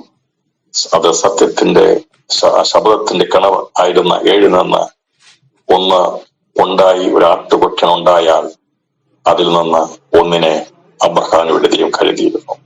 ദൈവത്തിന് വേണ്ടി നിൽക്കുന്നവന് വേണ്ടി ദൈവം കരുതുന്നവനാ. ഈ 7 പെണ്ണാട്ടുകളെ മാറ്റി നിർത്തി, ഇതിനെ മാറ്റി നിർത്തി അവിടെ ആ കിണറിന്റെ പേർശേബ എന്നിട്ട് അത് 7-ാം കിണർ സത്യത്തിന് കിണറാക്കി മാറ്റിയപ്പോൾ സത്യത്തിന് വേണ്ടി നിൽക്കുന്ന ഈ അബ്രഹാമിന് വേണ്ടി ദൈവം അവന്റെ കാര്യങ്ങൾ പരിഹരിക്കാൻ വേണ്ടി ദൈവം കരുതിയിരുന്നു. അതുകൊണ്ടാണ് ആടുമാടുകളെ അവർക്ക് കൊടുത്തു. 7 പെണ്ണാട്ടുകുട്ടികളെ മാറ്റി നിർത്തി സത്യം ചെയ്തു. എന്നിട്ട് പറഞ്ഞു ഈ 7 പെണ്ണാടുകൾ എന്തിനാ മാറ്റി നിർത്തിയെന്നും പറഞ്ഞു ഇതൊരു സത്യത്തിന്റെ നിർവചനമാണ്, പെണ്ണാട്ടുകുട്ടികളെ എന്നോട് വാങ്ങണമെന്ന് അവൻ പറഞ്ഞു. ഇരുവരും അവിടെ സത്യം ചെയ്തുകൊണ്ട് അവൻ ആ സ്ഥലത്തിന് ബേർശേബ.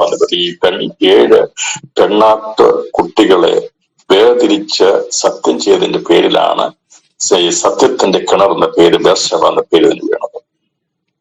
ഒടുവിൽ സത്യമുള്ളവൻ അബ്രഹാം. സത്യമുള്ളവനാണെങ്കിൽ അവന് വേണ്ടി കരുതേണ്ട സ്ഥലത്ത് കരുതുവാനും ദൈവത്തിന് കഴിയും. അതാണ് ഇവിടെ വെളിപ്പെടുത്തുന്നത്. ബേർശേബ പുറപ്പെടുന്നത്. അബ്രഹാം സത്യമുള്ളവനായി മാറി. അവനവിടെ പിതൃപക്ഷം നട്ട് ദൈവത്തെ ആരാധിച്ചു. അവനറിയാൻ കിണർ കുത്തിയിരിക്കുന്ന കിണറെന്ന ആളെ അവകാശം പറഞ്ഞു വരുമ്പോൾ ഈ 7 പെണ്ണാട്ട് കുട്ടികൾ വേർതിരിച്ച് നിർത്തിയ ഒരു തെളിവാണ് ഞാൻ പറഞ്ഞു വരുന്നത്. ഇതിൽ നിന്ന് ദൈവത്തിന് വേണ്ടി ഇറങ്ങിത്തിരിച്ച അബ്രഹാമിന് വേണ്ടി ഒരു ആട്ടുകൊറ്റനെ ദൈവം ഉൽപ്പാദിപ്പിച്ചിരുന്നു. അബ്രഹാമിന് വേണ്ടി ദൈവവചനം കേട്ട് ദൈവിക സത്യത്തിന് വേണ്ടി നിൽക്കുന്നെങ്കിൽ എന്റെയും നിങ്ങളുടെ ആവശ്യത്തിന് വേണ്ടി ദൈവം മുന്നമേ കരുതിയിട്ടുണ്ട്. ഇവിടുന്ന് തിരിച്ചപ്പോൾ 3-ാം ദിവസം അബ്രഹാം നോക്കി ദൂരത്തുനിന്ന് ആ സ്ഥലം കണ്ടു. അവിടേക്ക് എത്തുമ്പോൾ മുമ്പ് അറിയാമെന്ന് ഞാൻ അതിലേക്ക് പോകുന്നില്ല. ഇവർ 3 ദിവസം സഞ്ചരിച്ച് പോകുമ്പോൾ ഇത് കണ്ട ശേഷം, ആ സ്ഥലം കണ്ട ശേഷമാണ് ഇസ്ഹാക്ക് അതിന്റെ അപ്പനോട് ചോദിക്കുന്നത് യാഗത്തിനുള്ള സമയമാണ്. പക്ഷെ ഇതുവരെയും എന്റെ അപ്പൻ ഒരു ആടിനെ നോക്കിയിട്ടില്ല. ആ കാണുന്ന മല കണ്ടപ്പോൾ, മോരിയമലയുടെ ദേശം കണ്ടപ്പോൾ ഇസ്ഹാക്കിന് മനസ്സിലായി അവിടെയാണ് യാഗം കഴിക്കാൻ കൊണ്ടുപോകുന്നത്. യാഗത്തിനുള്ള കുറവ് മകൻ അപ്പനോട് പറയുക. അപ്പൊ ഇന്ന സാധനം നമ്മുടെ കൈവശമുണ്ട്, പക്ഷെ ആടില്ലല്ലോ. അബ്രഹാം ഹോമേത്തിൽ വിറകെടുത്ത് തന്റെ മകൻ ഇസ്ഹാക്കിന് ചുമലിൽ വെച്ച് തീയും കത്തിയും താനെടുത്തു. ഇരുവരും ഒന്നിച്ചു നടന്നു. അബ്രഹാമിനെ തന്റെ മകനെ ബാല്യക്കാരെന്ന് മാറ്റിയിട്ട് 3-ാം ദിവസം നടന്ന് അവിടെ എത്തിക്കഴിഞ്ഞപ്പോൾ ആ കഴുതയുടെ പുറത്തുനിന്നല്ലെങ്കിൽ അവരുടെ കയ്യിൽ നിന്ന് വിറക് വാങ്ങിച്ച് വിറക് ചുമട് തന്റെ പുത്രന്റെ കയ്യിൽ കൊടുത്തു, തന്റെ ചുമലിൽ കൊടുത്തു.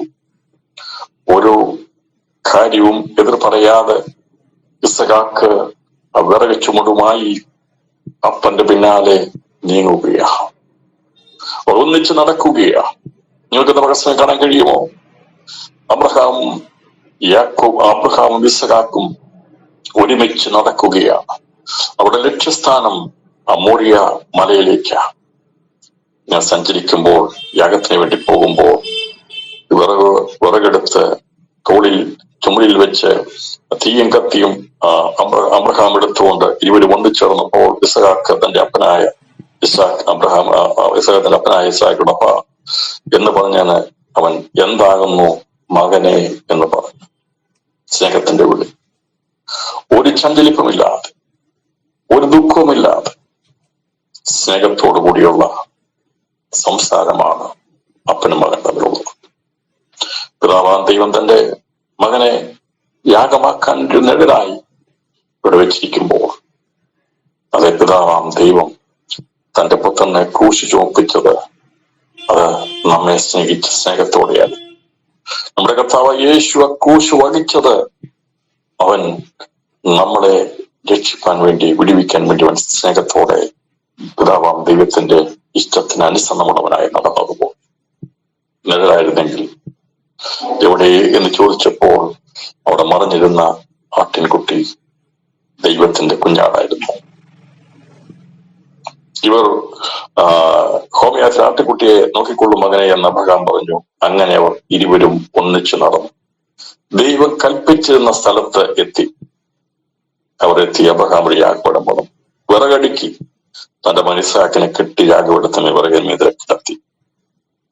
ഒരു ബുദ്ധിമുട്ടും കൂടാതെ ദൈവം പറഞ്ഞതുപോലെ തന്നെ അനുസരിക്കുന്ന അബ്രഹാം ഒരു വിഷയമോ ഒരു ഭാവഭേദമോ കൂടാതെ തന്നതിനെ സമർപ്പിക്കുവാൻ അവൻ തയ്യാറായിരുന്നു. ദൈവം കൊടുത്തതാണെന്നുള്ള ഉറപ്പവനുണ്ടായിരുന്നു. ഞാനിതിന് യോഗ്യനല്ല എന്ന് അബ്രഹാമിന് അറിയാമായിരുന്നു. ഈ മകനെ ഇത്രയും വർഷം ഏകദേശം 12 വയസ്സിന് മീതെയുള്ള മകനാണ്. അബ്രഹാമിനെ പോലെ ഏകദേശം 112 വയസ്സെടുത്തായി പ്രായം. ചുറികൾക്കുള്ളവനായി ദൈവം കാണിച്ച സ്ഥലത്തേക്ക് പോകുമ്പോൾ അവര് തമ്മിൽ ഒരുമിച്ച് നടന്ന് അവിടെ എത്തിയപ്പോൾ ക്ഷീണിതനായിട്ടല്ല, നിരാശയുള്ളവനായിട്ടല്ല അബ്രഹാം ഇസ്ഹാക്കിനെ കൊണ്ട് കയറിപ്പോയത്. അവൻ യാഗപീഠത്തിന്മേൽ വിറകിന്മീതെ കിടത്തി. പിന്നെ അബ്രഹാം കൈ നീട്ടി തന്റെ മകനെ ഇറക്കേണ്ടതിന് കത്തിയെടുത്തു. ഇന്ന് പല സമയം പ്രിയപ്പെട്ടവര്, ദൈവം അവനോട് പറയുന്നത് അവനറിയാം. ഈ ജീവിതം ദൈവം തന്നതാ കേട്ടോ, എല്ലാം ദൈവം തന്നതാ. ദൈവം പറയുന്നതനുസരിച്ച് സമർപ്പിക്കാനുള്ളതാണ് നമ്മുടെ ജീവിതം. ദൈവം തന്നത് മാത്രമേ ഉള്ളൂ. അതിന്മേൽ കിടത്തുമ്പോൾ അബ്രഹാം കണ്ടത് ഈ കുഞ്ഞിനെ സാറ പ്രസവിച്ചപ്പോൾ സാറ പ്രസവിക്കുവാൻ യാതൊരു യോഗ്യതയും അവർക്കില്ലായിരുന്നു.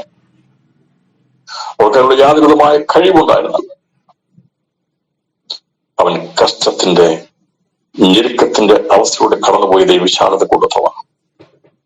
മക്കളില്ലാത്തതിന്റെ ഭാരം രണ്ടുപേരും അനുഭവിച്ചതാ, വേദനപ്പെട്ടതാ, ബുദ്ധിമുട്ടിയതാ. ദൈവം കൊടുത്തു കഴിഞ്ഞപ്പോൾ, ദൈവം ചോദിച്ചപ്പോൾ, തിരികെ ചോദിച്ചപ്പോൾ അവനെ മടക്കി കൊടുക്കുവാൻ ഒരു മടിയും അവൻ കാണിച്ചില്ല. കാരണം അവൻ അറിയാമായിരുന്നു ഇസ്ഹാക്ക് അവന്റേതല്ല എന്നുള്ളത്. എന്തുകൊണ്ടാണ് അബ്രഹാം അത് ചെയ്യുന്നത് മനസ്സിലായി. അതുകൊണ്ടാണ് അത്രയും. അല്ലാതെ ചെറുപ്പത്തിൽ കുഞ്ഞിനെ കൊടുത്ത് വളർത്തി വന്നിരുന്നെങ്കിൽ ഈ ഇസ്ഹാക്ക് അബ്രഹാമിന് അത്രയും എളുപ്പമെന്ന് യാഗം ചെയ്യാൻ പറ്റരുത്. ഞാൻ പറഞ്ഞല്ലോ, അവന്റെ സ്വന്തം ഇഷ്ടത്തിൽ സ്വന്തം സമയത്ത് ലഭിച്ചൊരു കുഞ്ഞായിരുന്നെങ്കിൽ ദൈവം ചോദിച്ചാൽ മടക്കി കൊടുക്കത്തില്ലായിരുന്നു. എന്നാൽ കഷ്ടതയിലൂടെ, കണ്ണുനീരിലൂടെ, പ്രാർത്ഥനയിലൂടെ നേടിയെടുത്തതാണെന്ന് അബ്രഹാമിന് അറിയാമായിരുന്നു. ഇസ്ഹാക്ക് അവന്റേതല്ല എന്നവൻ അറിയാമായിരുന്നു. അവന്റേതല്ലാത്തതായതുകൊണ്ട് അവനേറ്റ അവകാശവും വെച്ചില്ല.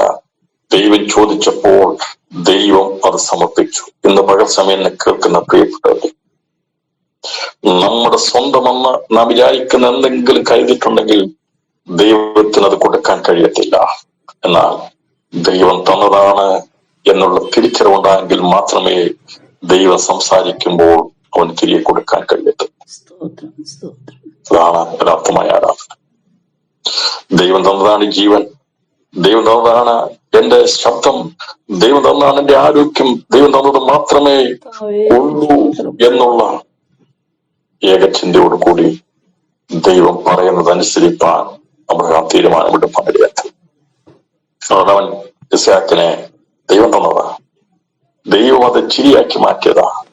ഒരിക്കലും അത് കണ്ണീരാക്കുവാൻ ദൈവം സമ്മതിക്കില്ലെന്ന് അബ്രഹാമിന് അറിയാമായിരുന്നു. ദൈവം നിനക്ക് ചിരി തന്നിട്ടുണ്ടെങ്കിൽ, എന്നെ നിങ്ങളുടെ വായിൽ ചിരി തന്നിട്ടുണ്ടെങ്കിൽ ഒരു ശക്തിക്കും അത് മാറ്റാൻ കഴിയത്തില്ല. ദൈവം അത് ചിരിയാക്കി തന്നെ നിർത്തും. പക്ഷെ സാത്താൻ ചിരിച്ചു കാണും. അബ്രഹാം ഈ മകനെ കൊണ്ടുപോകുമ്പോൾ ഇനി എന്റെ വീട്ടിൽ കരച്ചിലായിരിക്കും, ദുഃഖമായിരിക്കും, പ്രയാസമായിരിക്കും, ബുദ്ധിമുട്ടായിരിക്കും എന്ന് വിചാരിക്കുമായിരിക്കും. ദൈവം കടത്തിവിടുന്ന പ്രതിസന്ധികളും വിഷയങ്ങളും പ്രശ്നങ്ങളും ഒരിക്കലും ദൈവജനത്തെ തളർത്തിക്കളയാനുള്ളതല്ല, ചിരി മങ്ങിപ്പോകാനുള്ളതല്ല. ചിരിയെന്ന് പേരിടാൻ പറഞ്ഞിട്ടുണ്ടെങ്കിൽ അത് ചിരിയായി തന്നെ നിൽക്കും, സന്തോഷമായി തന്നെ നിൽക്കും. ദൈവം നമ്മളെ കടത്തിവിടുന്ന പരീക്ഷയിൽ നിന്ന് നാം ചിരിയോടുകൂടെ മടങ്ങി വരും. അതാണ് ദൈവവചനം. എങ്ങനെ കാണുന്നത്? അത് കരച്ചിലായി വന്നില്ല, ദൈവം ദോഷങ്ങളാൽ പരീക്ഷിച്ചില്ല. ആ ചിരിയുള്ള മകനെ കൊണ്ട് കടന്നുപോയി മടങ്ങി വരുമ്പോൾ കരച്ചിലോടെ അല്ല മടങ്ങി വന്നത്. അതിനുവേണ്ടി ദൈവയുടെ പരിഹാരം കണ്ടിരുന്നു. അതുകൊണ്ടാണ് അത് തുറന്നു വിളിക്കുന്നത്. ഈ മകൻ ചോദിച്ച ചോദ്യത്തിന് മറുപടി അവൻ പറയുന്നു, യഹോവ കരുതിക്കൊള്ളും മകനെ എന്നാണെങ്കിൽ, അവൻ വിശ്വാസത്തിന്റെ വാക്ക ഉച്ചരിച്ചെങ്കിൽ ആ വിശ്വാസത്തിന്റെ വാക്ക് പോലെ തന്നെ ആ സ്ഥലത്തിന് പേർ ഇടുവാൻ ഇടയാക്കുന്നത് പോലെ ഈ ദിവസങ്ങളിൽ ചില പേരുകൾ ഇടേണ്ട ദിവസങ്ങളാ. ഇട്ട ചില പേരുകൾ നിവർത്തിലേക്ക് വരേണ്ട സന്ദർഭങ്ങളും സമയങ്ങളുമാ. ദൈവമായ കർത്താവ് ഇടപെട്ട് കഴിയുമ്പോൾ, ദൈവത്തിന്റെ അനുഗ്രഹം വെളിപ്പെട്ട് കഴിയുമ്പോൾ നിന്നെ കൊണ്ട് പറഞ്ഞിരിക്കുന്നത് ദൈവം നിവർത്തിപ്പാൻ ഇടയാക്കിരും. അബ്രഹാം പറഞ്ഞു, ദൈവം കരുതിക്കൊള്ളും. അവന്റെ മനസ്സുണ്ടായിരുന്നു.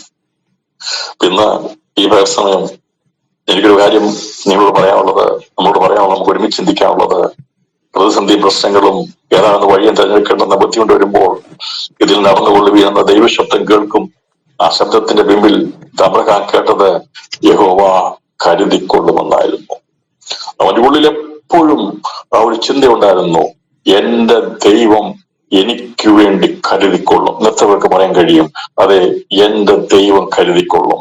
ഏത് വിഷയം വന്നാലും, ഏത് പ്രശ്നം വന്നാലും, ഏത് അവസ്ഥ വന്നാലും എന്നെ വിളിച്ചിറക്കി വാക്തത്വം തന്ന്, അതെ, നിന്റെ സന്തതി ഇത്രമാത്രം പെരുകുമെന്ന് വാക്ക് പറഞ്ഞ ദൈവം ഒരിക്കലും ആ വാക്തത്വത്തിന് പുറകോട്ട് പോകത്തില്ല എന്ന് ഉറപ്പുള്ളത് കൊണ്ട് അബ്രഹാമിന് അറിയാമായിരുന്നു, തന്റെ ദൈവം വാക്ക് പറഞ്ഞാൽ മാറാത്തവനാണ്. പ്രായത്തിൽ അതേ ഒന്നും സാധിക്കാത്ത നിർജീവമായിരിക്കുന്ന ഗർഭപാത്രത്തെ ജീവൻ വെപ്പിച്ച് അതിനെ കുഞ്ഞിനെ ഉരുവാക്കി തരുവാൻ കഴിഞ്ഞവന് ഈ മകനെ യാഗം കഴിച്ചാലും മടക്കി തരുവാൻ കഴിയുമെന്ന് അബ്രഹാമിന് ഉറപ്പുണ്ടായിരുന്നു. പകർസമയം സന്ദേശം കേൾക്കുമ്പോൾ കൊണ്ടാണ് മരിച്ചുടയുന്ന വെപ്പിപ്പാൻ ദൈവം ശക്തനെന്ന് അബ്രഹാം വിശ്വസിച്ചു. അതുകൊണ്ട് ലേഖനത്തിൽ പറയുകയാണ്, ദൈവം മടക്കിത്തരാൻ ദൈവം വിശ്വസ്തനെന്ന് അബ്രഹാം അവൻ നിശ്ചയിച്ചിരുന്നു. അവന് ഉറപ്പുണ്ടായിരുന്നു ദൈവം എന്ത് ചെയ്യും, മടക്കിത്തരുമോ. അവന് ഉറപ്പുണ്ടായിരുന്നു. അതാണ് നമുക്ക് ലേഖനങ്ങളിൽ പൗലോസ് രേഖപ്പെടുത്തുമ്പോൾ പറഞ്ഞിരിക്കുന്നത്. വിശ്വാസത്തോടെ ആ ഉറപ്പുണ്ടായിരുന്നു. ദൈവം വാക്ക് പറഞ്ഞത്. ദൈവവാക്ക് പറഞ്ഞിട്ടുണ്ടോ? ഇന്ന് പകൽ സമയം കർത്താവിനോട് വാക്തത്വം പറഞ്ഞിട്ടില്ലേ? ദൈവശബ്ദം കേട്ടിട്ടില്ലേ? അങ്ങനെയാണെങ്കിൽ പ്രതിസന്ധി വരുമ്പോൾ, പ്രശ്നം വരുമ്പോൾ ഒരിക്കലും ഭാരപ്പെടേണ്ട. വാക്തത്തെ മുറുകെ പിടിച്ചാൽ മതി. ദൈവം കരുതിക്കൊള്ളും. ദൈവം കരുതുവാൻ വിശ്വസ്തൻ തന്നെയാ. ദൈവം വാക്ക് പറഞ്ഞാൽ മാറാത്തവനാ. അവൻ കരുതിക്കൊള്ളുന്നു പറഞ്ഞപ്പോൾ അവനറിയാമായിരുന്നു, മരിച്ചവൻ ഉയർത്തെഴുന്നേൽപ്പിപ്പാൻ ദൈവം ശക്തനെന്ന് ഈ അബ്രഹാം പൂർണ്ണമായി ഉറച്ചിരുന്നു. അതുകൊണ്ടാണ് അവൻ അതിനുവേണ്ടി ഒരു സംശയം കൂടാതെ അവൻ അങ്ങനെ തന്നെ ചെയ്തത്. റോമർ ലേഖനം 4-ാം അതിന്റെ 24 നമ്മുടെ അതിർക്കമങ്ങൾ നിമിത്തം മരണത്തിന് ഏൽപ്പിച്ച് നമ്മുടെ നീതിയാണ് സമർപ്പിച്ച് മരിക്കും നമ്മുടെ കർത്താവായ യേശു മരിച്ചു ഏൽപ്പിച്ച് വിശ്വസിക്കുന്നവനിൽ നമുക്ക് കാണിച്ചതാണുള്ളത് തന്നെ. അതിന്റെ 4-ാം അധ്യായം ഞാൻ വായിച്ച് ഈ ഭാഗം നമുക്ക് മറ്റൊരു ഭാഗത്തേക്ക് പ്രവേശിക്കാം. 16-ാം വാക്ക് പറഞ്ഞിരിക്കുന്നത്, അതുകൊണ്ട് കൃപാദാനം വരേണ്ടതിന് വിശ്വാസത്തിലെ അവകാശികളാകുന്നത് വാക്തത്വം സകല സന്തതിക്കും ന്യായപ്രമാണമുള്ളവർക്ക് മാത്രമല്ല, അബ്രഹാമിന്റെ വിശ്വാസമുള്ളവർ കൂടി ഉറപ്പാണ്. മരിച്ചവരെ ജീവിപ്പിക്കുകയും ഇല്ലാത്തതിനെ ഉള്ളതിനെ പോലെ വിളിക്കുകയും ചെയ്യുന്നവനായി താൻ വിശ്വസിച്ച ദൈവത്തിന്റെ ദൃഷ്ടിയിൽ നമുക്കെല്ലാവർക്കും പിതാവാകേണ്ടതന്നെ ഞാൻ നിന്നെ ബഹുജാതികൾക്ക് പിതാവാക്കി വഹിച്ചു എന്ന് എഴുതിയിരിക്കുന്നവണ്ണം എന്റെ സന്തതി വണ്ണമാകുമെന്ന് അള്ളിച്ചെഴുതിയിരിക്കുന്ന പോലെ താൻ ബഹുജാതികൾക്ക് പിതാവാകും എന്ന് ആശയ്ക്ക് വിരുദ്ധമായി ആശയോടെ വിശ്വസിച്ചു. അവൻ ഏകദേശം 100 വയസ്സുള്ളവനാകിയ തന്റെ ശരീരം നിർജീവമായി പോയതും സാറിയുടെ ഗർഭവാസം നിർജീവത്വം കഴിച്ചിട്ട് വിശ്വാസം ക്ഷീണിച്ചില്ല. ദൈവത്തിന്റെ വാക്യത്തിന്റെ അവിശ്വാസം സംശയിക്കാതെ വിശ്വാസ ശക്തിപ്പെട്ട് ദൈവത്തിന് മഹത്വം കൊടുത്തു. അവൻ വാക്തം ചെയ്ത് പ്രവർത്തിപ്പാൻ ശക്തി പൂർണ്ണ ഉറച്ചു. അതുകൊണ്ട് അത് അവൻ നീതിയായി കണക്കിട്ടു. അവന് മാത്രമല്ല നമുക്ക് കൂടി എന്നുള്ളതാണ് പറയുന്നത്. അപ്പോൾ ഈ അബ്രഹാമിന്റെ വിശ്വാസം മരിച്ചാലും എഴുന്നേൽപ്പിക്കുമെന്നുള്ള ഒരു വിശ്വാസം അവനുണ്ടായിരുന്നു. തന്റെ പുത്രനെ അവിടെ യാഗമർപ്പിക്കുമ്പോൾ ദൈവമായ കർത്താവിനെ എഴുന്നേൽപ്പിച്ചു തരുവാൻ വിശ്വസ്തനെന്ന്, അത് വാക്കുമാറാത്താണെന്നുള്ള ഉറപ്പ് അബ്രഹാം ഉണ്ടായിരുന്നു. അതുകൊണ്ടാണ് ദൈവമായ കർത്താവ് മരിച്ചവരെ ഉയർത്തെഴുന്നേൽപ്പിക്കുന്നവനാണ്, മടങ്ങിപ്പോകുമ്പോൾ കരച്ചോടെ പോകത്തില്ല, ചിരിയോടെ പോകുമെന്നുള്ള പ്രത്യാശയോടുകൂടി അബ്രഹാം പോകാനെത്തുന്നു. മടങ്ങിയവര് അതിന്റെ 19-ാം വാക്യം, അടുക്കൽ മടങ്ങി വന്നു. അബ്രഹാം വാലിക്കാലടുക്കൽ മടങ്ങി വന്നു. അവർ ഒന്നിച്ചു പുറപ്പെട്ട് ബേർശേബയിലേക്ക് വന്നു. അബ്രഹാം ബേർശേബയിൽ പാർത്തു.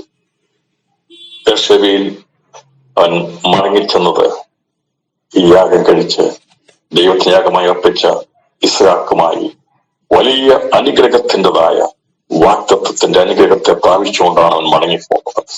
ഇന്ന് പകൽ സമയം പിറകിൽ നിന്ന് അവൻ ശബ്ദം കേട്ടത് എന്താണെന്നറിയാമോ? അബ്രഹാം തലപൊക്കി നോക്കിയപ്പോൾ, അതെ, ദൈവശബ്ദം കേട്ടപ്പോൾ അവൻ തലപൊക്കി നോക്കിയപ്പോൾ പിൻപുറത്ത് ഒരാട്ടുകൊറ്റൻ കൊമ്പ് കാട്ടിൽ പിടഞ്ഞ് കിടക്കുന്നത് കണ്ടു. അബ്രഹാമിന് വേണ്ടി അന്ന് അവിടെ ആവശ്യമായ യാഗപീഠത്തിന്മേൽ യാഗം കഴിക്കാതെ മടങ്ങിപ്പോന്നില്ല. എന്തിനു വേണ്ടിയാണോ അവനെ അയച്ചത്, യാഗം നടത്താൻ വേണ്ടി, അബ്രഹാമിന്റെ മകനായിരിക്കുന്ന ഇസ്ഹാക്കിനെ യാഗം കഴിക്കുന്നതിന് പകരമായി ദൈവം അവന് വേണ്ടി വേറിട്ട് നിർത്തിയ ഒരു ആട്ടിൻ കൊറ്റനുണ്ടായിരുന്നു. അത് അബ്രഹാം വീട്ടിൽ നിന്ന് പുറപ്പെടുന്നതിന് മുമ്പായി തന്നെ ദൈവം അതിനെ മറുവശത്തോടു കൂടി കയറ്റി ആ കാട്ടിൽ കുടുക്കി കിടത്തിയിരുന്നു. അത് അവർക്ക് മറഞ്ഞിരുന്നതാണ്. അത് ഒച്ച പോലും വെക്കാതെ അനങ്ങാതെ കിടക്കുകയാ. ഇന്ന് പകൽ സമയം സാധാരണ ഒരാട്ടുകൊറ്റൻ കാറ്റിൽ കുടുങ്ങിക്കിടന്നു കഴിഞ്ഞാൽ ആൾ സഞ്ചാരം ഉണ്ടായി കഴിയുമ്പോൾ അത് ഒച്ച വെക്കേണ്ടതാ, ബഹളം വെക്കേണ്ടതാ. എന്നാൽ ദൈവം അതിനെ ശബ്ദിക്കുവാൻ അനുവദിച്ചില്ല. എന്റെയും നിങ്ങളുടെയും ആവശ്യങ്ങൾക്ക് വേണ്ടിയുള്ളത് ഈ ദിവസങ്ങളിൽ മൗനമായി കിടപ്പുണ്ട്. അത് ശബ്ദിക്കത്തില്ല. നിന്റെ കണ്ണുകൊണ്ട് കാണേണ്ട സമയത്ത് മാത്രമേ നിനക്കത് കാണാൻ കഴിയത്തുള്ളൂ. ഇവിടെ കയറി ചെല്ലുന്ന സമയത്ത് ആട്ടുകൊറ്റൻ ഒച്ച വെച്ചിരുന്നെങ്കിൽ, അതിനെ കണ്ടിരുന്നെങ്കിൽ, ആട്ടുകൊറ്റൻ കൊമ്പ് കാട്ടിൽ പിടിവിട്ട് കിടക്കുന്നതുണ്ട്. കൊമ്പ് കാട്ടിൽ പിടിവിട്ട് കിടക്കുന്ന ആട്ടുകൊറ്റൻ ഒച്ച പോലും അനക്കാൻ കഴിയാത്ത വിധത്തിൽ കൊമ്പ് കാട്ടിൽ പിടിവിട്ട് കിടക്കുകയാ. നിന്റെ അവകാശം ഇങ്ങനെ കിടപ്പുണ്ട് കേട്ടോ. ദൈവം നിന്റെ കയ്യെത്തും ദൂരത്ത് വെച്ചിട്ടുണ്ട്.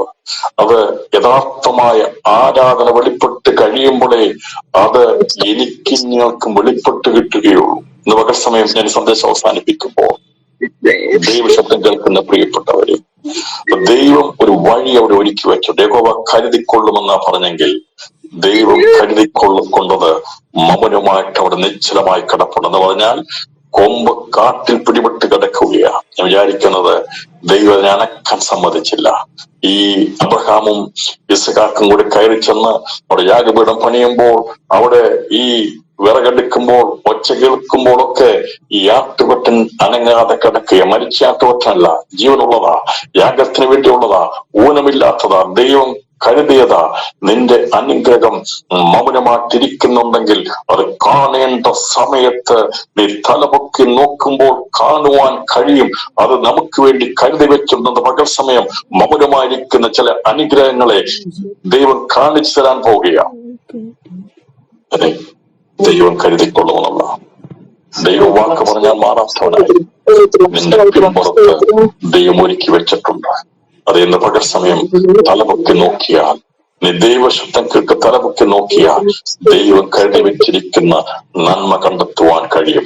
ദൈവം കരുതിക്കൊള്ളുമെന്നുള്ള വാക്തത്വ പ്രകാരം തന്നെ ദൈവം അതിനെ പുറകിൽ കരുതി വെച്ചിരുന്നു. ആ ആട്ടുകൊറ്റൻ മൗനമായിരുന്നു. അത് ഒച്ച വെച്ചില്ല, അനങ്ങിയില്ല. അബ്രഹാം നോക്കിയപ്പോൾ മാത്രമാണ് കണ്ടത്. പഴയ നിയമത്തിൽ അങ്ങനെ ശബ്ദിക്കാത്ത ഒരാട്ടുകൊറ്റനെയാണ് യാഗമായി അർപ്പിച്ചെങ്കിൽ, പുതിയ നിയമത്തിൽ നമുക്ക് കാണാൻ സാധിക്കുന്ന നമ്മുടെ ദൈവം ശബ്ദിക്കുന്നവനാ. തനിക്ക് വേണ്ടി കരുതി, നമുക്ക് വേണ്ടി കരുതി, സ്വർഗം കരുതിയിരിക്കുന്ന നന്മ എത്ര വലുതാണ്. നമുക്ക് വേണ്ടി ദൈവം കരുതി വെച്ചിരുന്ന പിതാവാം ദൈവത്തിന്റെ പുത്രനാണ് ക്രിസ്തു നമുക്ക് വേണ്ടി കരുതി വെച്ചിരുന്നു. അവനെ നമുക്ക് വേണ്ടി യാഗമാക്കി തീർത്തത് കൊണ്ട് നമുക്ക് ലഭിച്ചിരിക്കുന്ന അനുഗ്രഹം സ്വർഗീയ അനുഗ്രഹമാണ്. അനുഗ്രഹം പ്രാപിക്കാൻ വേണ്ടി കർത്താവ് നമ്മളെ വിളിച്ചിരിക്കുന്നത്, അനുഗ്രഹിക്കാൻ തീരുവാൻ വേണ്ടി കർത്താവ് നമ്മളെ വിളിച്ചിരിക്കുന്നത്. ഞാനും നിങ്ങളും വഴിതെറ്റിപ്പോയവരായിരുന്നു, എന്ത് എന്നറിയാതെ പോയവരായിരുന്നു, ഏത് മാർഗമെന്നറിയത്തില്ലാത്തവരായിരുന്നു.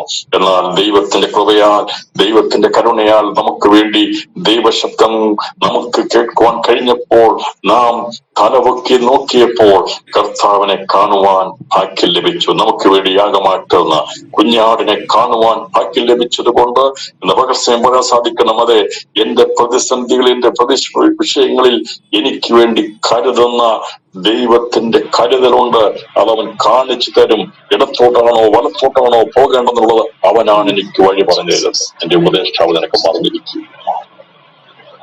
ദൈവത്തിന്റെ വചനത്തിന്റെ സത്യത്തിന് മുമ്പിൽ ഇന്ന് പകർച്ചവൻ നമുക്കത് ഏൽപ്പിച്ചു കൊടുക്കാൻ കഴിയണം. അതെ, അബ്രഹാമിന്റെ ആവശ്യത്തിന്മേൽ ദൈവത്തിന് വേണ്ടി ഒരു ആട്ടുകൊറ്റനെ ശബ്ദിക്കാതെ മുന്നമേ കണ്ടിരുന്നെങ്കിൽ, നേരത്തെ കണ്ടിരുന്നെങ്കിൽ ഇസഹാക്കിനെ പിടിച്ചു കിടത്തേണ്ട ആവശ്യം വരത്തില്ലായിരുന്നു. എന്നാൽ ചിലതൊക്കെ ദൈവം മൗനമാക്കി വെച്ചിരിക്കുക. നിന്റെ നന്മയെ, എന്റെ നന്മയെ പല സന്ദർഭങ്ങളിലും നമുക്കത് കാണാൻ കഴിയത്തില്ല. ആരാധനയുടെ മധ്യത്തിൽ അതെ യഥാർത്ഥമായി വിറകടുക്കി കഴിയുമ്പോൾ, യാഗവസ്തുവിനെ കിടത്തി കഴിയുമ്പോൾ, അത് സമർപ്പിക്കപ്പെടേണ്ട സമയമാകുമ്പോൾ അത് വെളിപ്പെടുത്തി തരും. അതുകൊണ്ട് ദിവസങ്ങളിലും പ്രാർത്ഥനയിലും ആരാധനയിൽ മുന്നേറുക. നമുക്ക് വേണ്ടി ദൈവം കരുതിയിരിക്കുന്ന പുറകിലുണ്ട്. അതെ, നീ അത് തലമുക്കി കാണുവാൻ കഴിയും. അതാ പറയുന്നത്, നീ ഇടത്തോട്ടോ വലത്തോട്ടോ പോകണമെന്നത് നിന്റെ പിറകിൽ നിന്ന് ഒരു ശബ്ദം കേൾക്കും. അതെ, നമുക്ക് വേണ്ടി പിറകിൽ വെച്ചിരിക്കുന്ന നന്മയ്ക്കായി സ്തോത്രം ചെയ്യാം.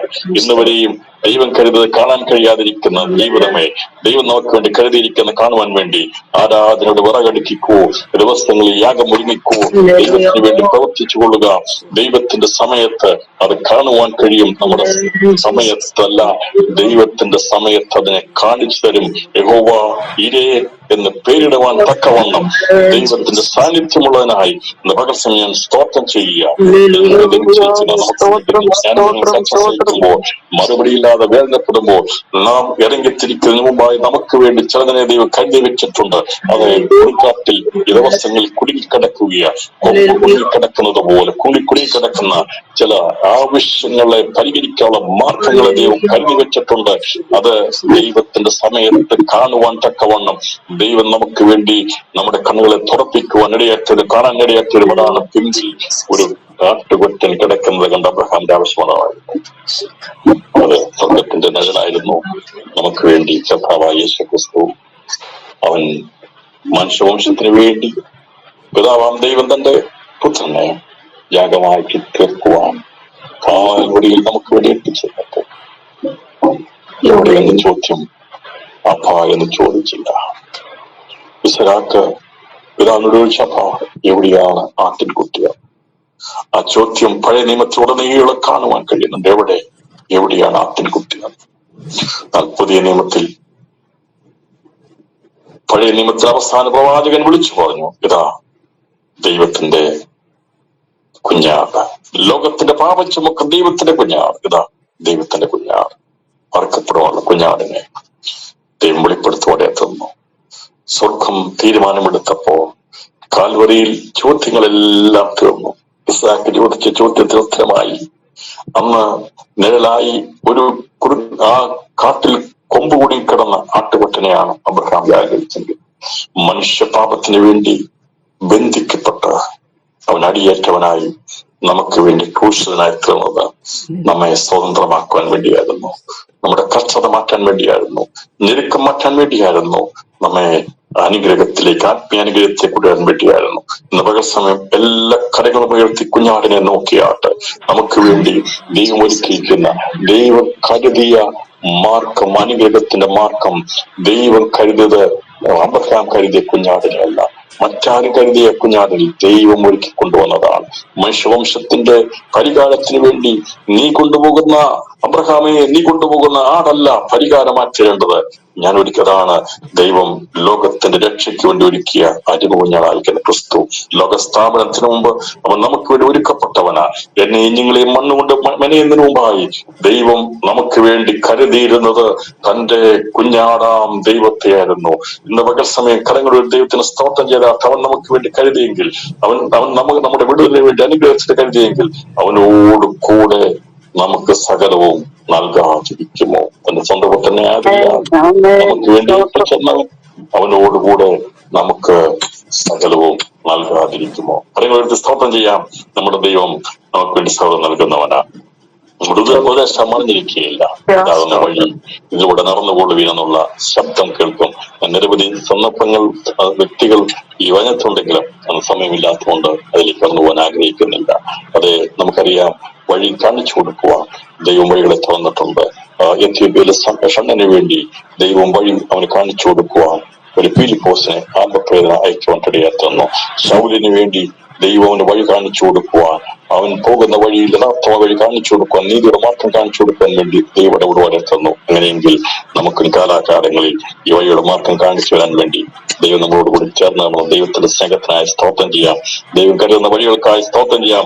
അവരുടെ ശബ്ദം കേൾക്കാത്തവരാക്കല്ല എന്ന പകൽ സമയം വരെ നമ്മൾ അവരുടെ ശബ്ദം കേൾക്കും. ഇതാകുന്നു ഹരികാരമാക്കമെന്നുള്ള വഴി ദൈവം കാണിച്ചു വരും. പോക്കൊഴിയില്ലാതെ ദൈവം പരീക്ഷയുടെ കടത്തിവിടത്തില്ല. പരീക്ഷയോടൊപ്പം അവൻ നീക്കുപോക്കും നൽകുന്ന വഴി ദൈവമാണ്.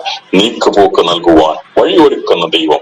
ഈ 2024 ജൂലൈ മാസം 31-ാം തീയതി നമ്മുടെ വാക്ക് പറയുക, ദൈവത്തിന് സകലവും കഴിയും. അവൻ നമുക്ക് വേണ്ടി സകലവും കരുതുന്ന ദൈവമാണ്. അതുകൊണ്ട് സന്തോഷത്തോടെ പറയാം, ദൈവം കരുതിക്കൊള്ളും.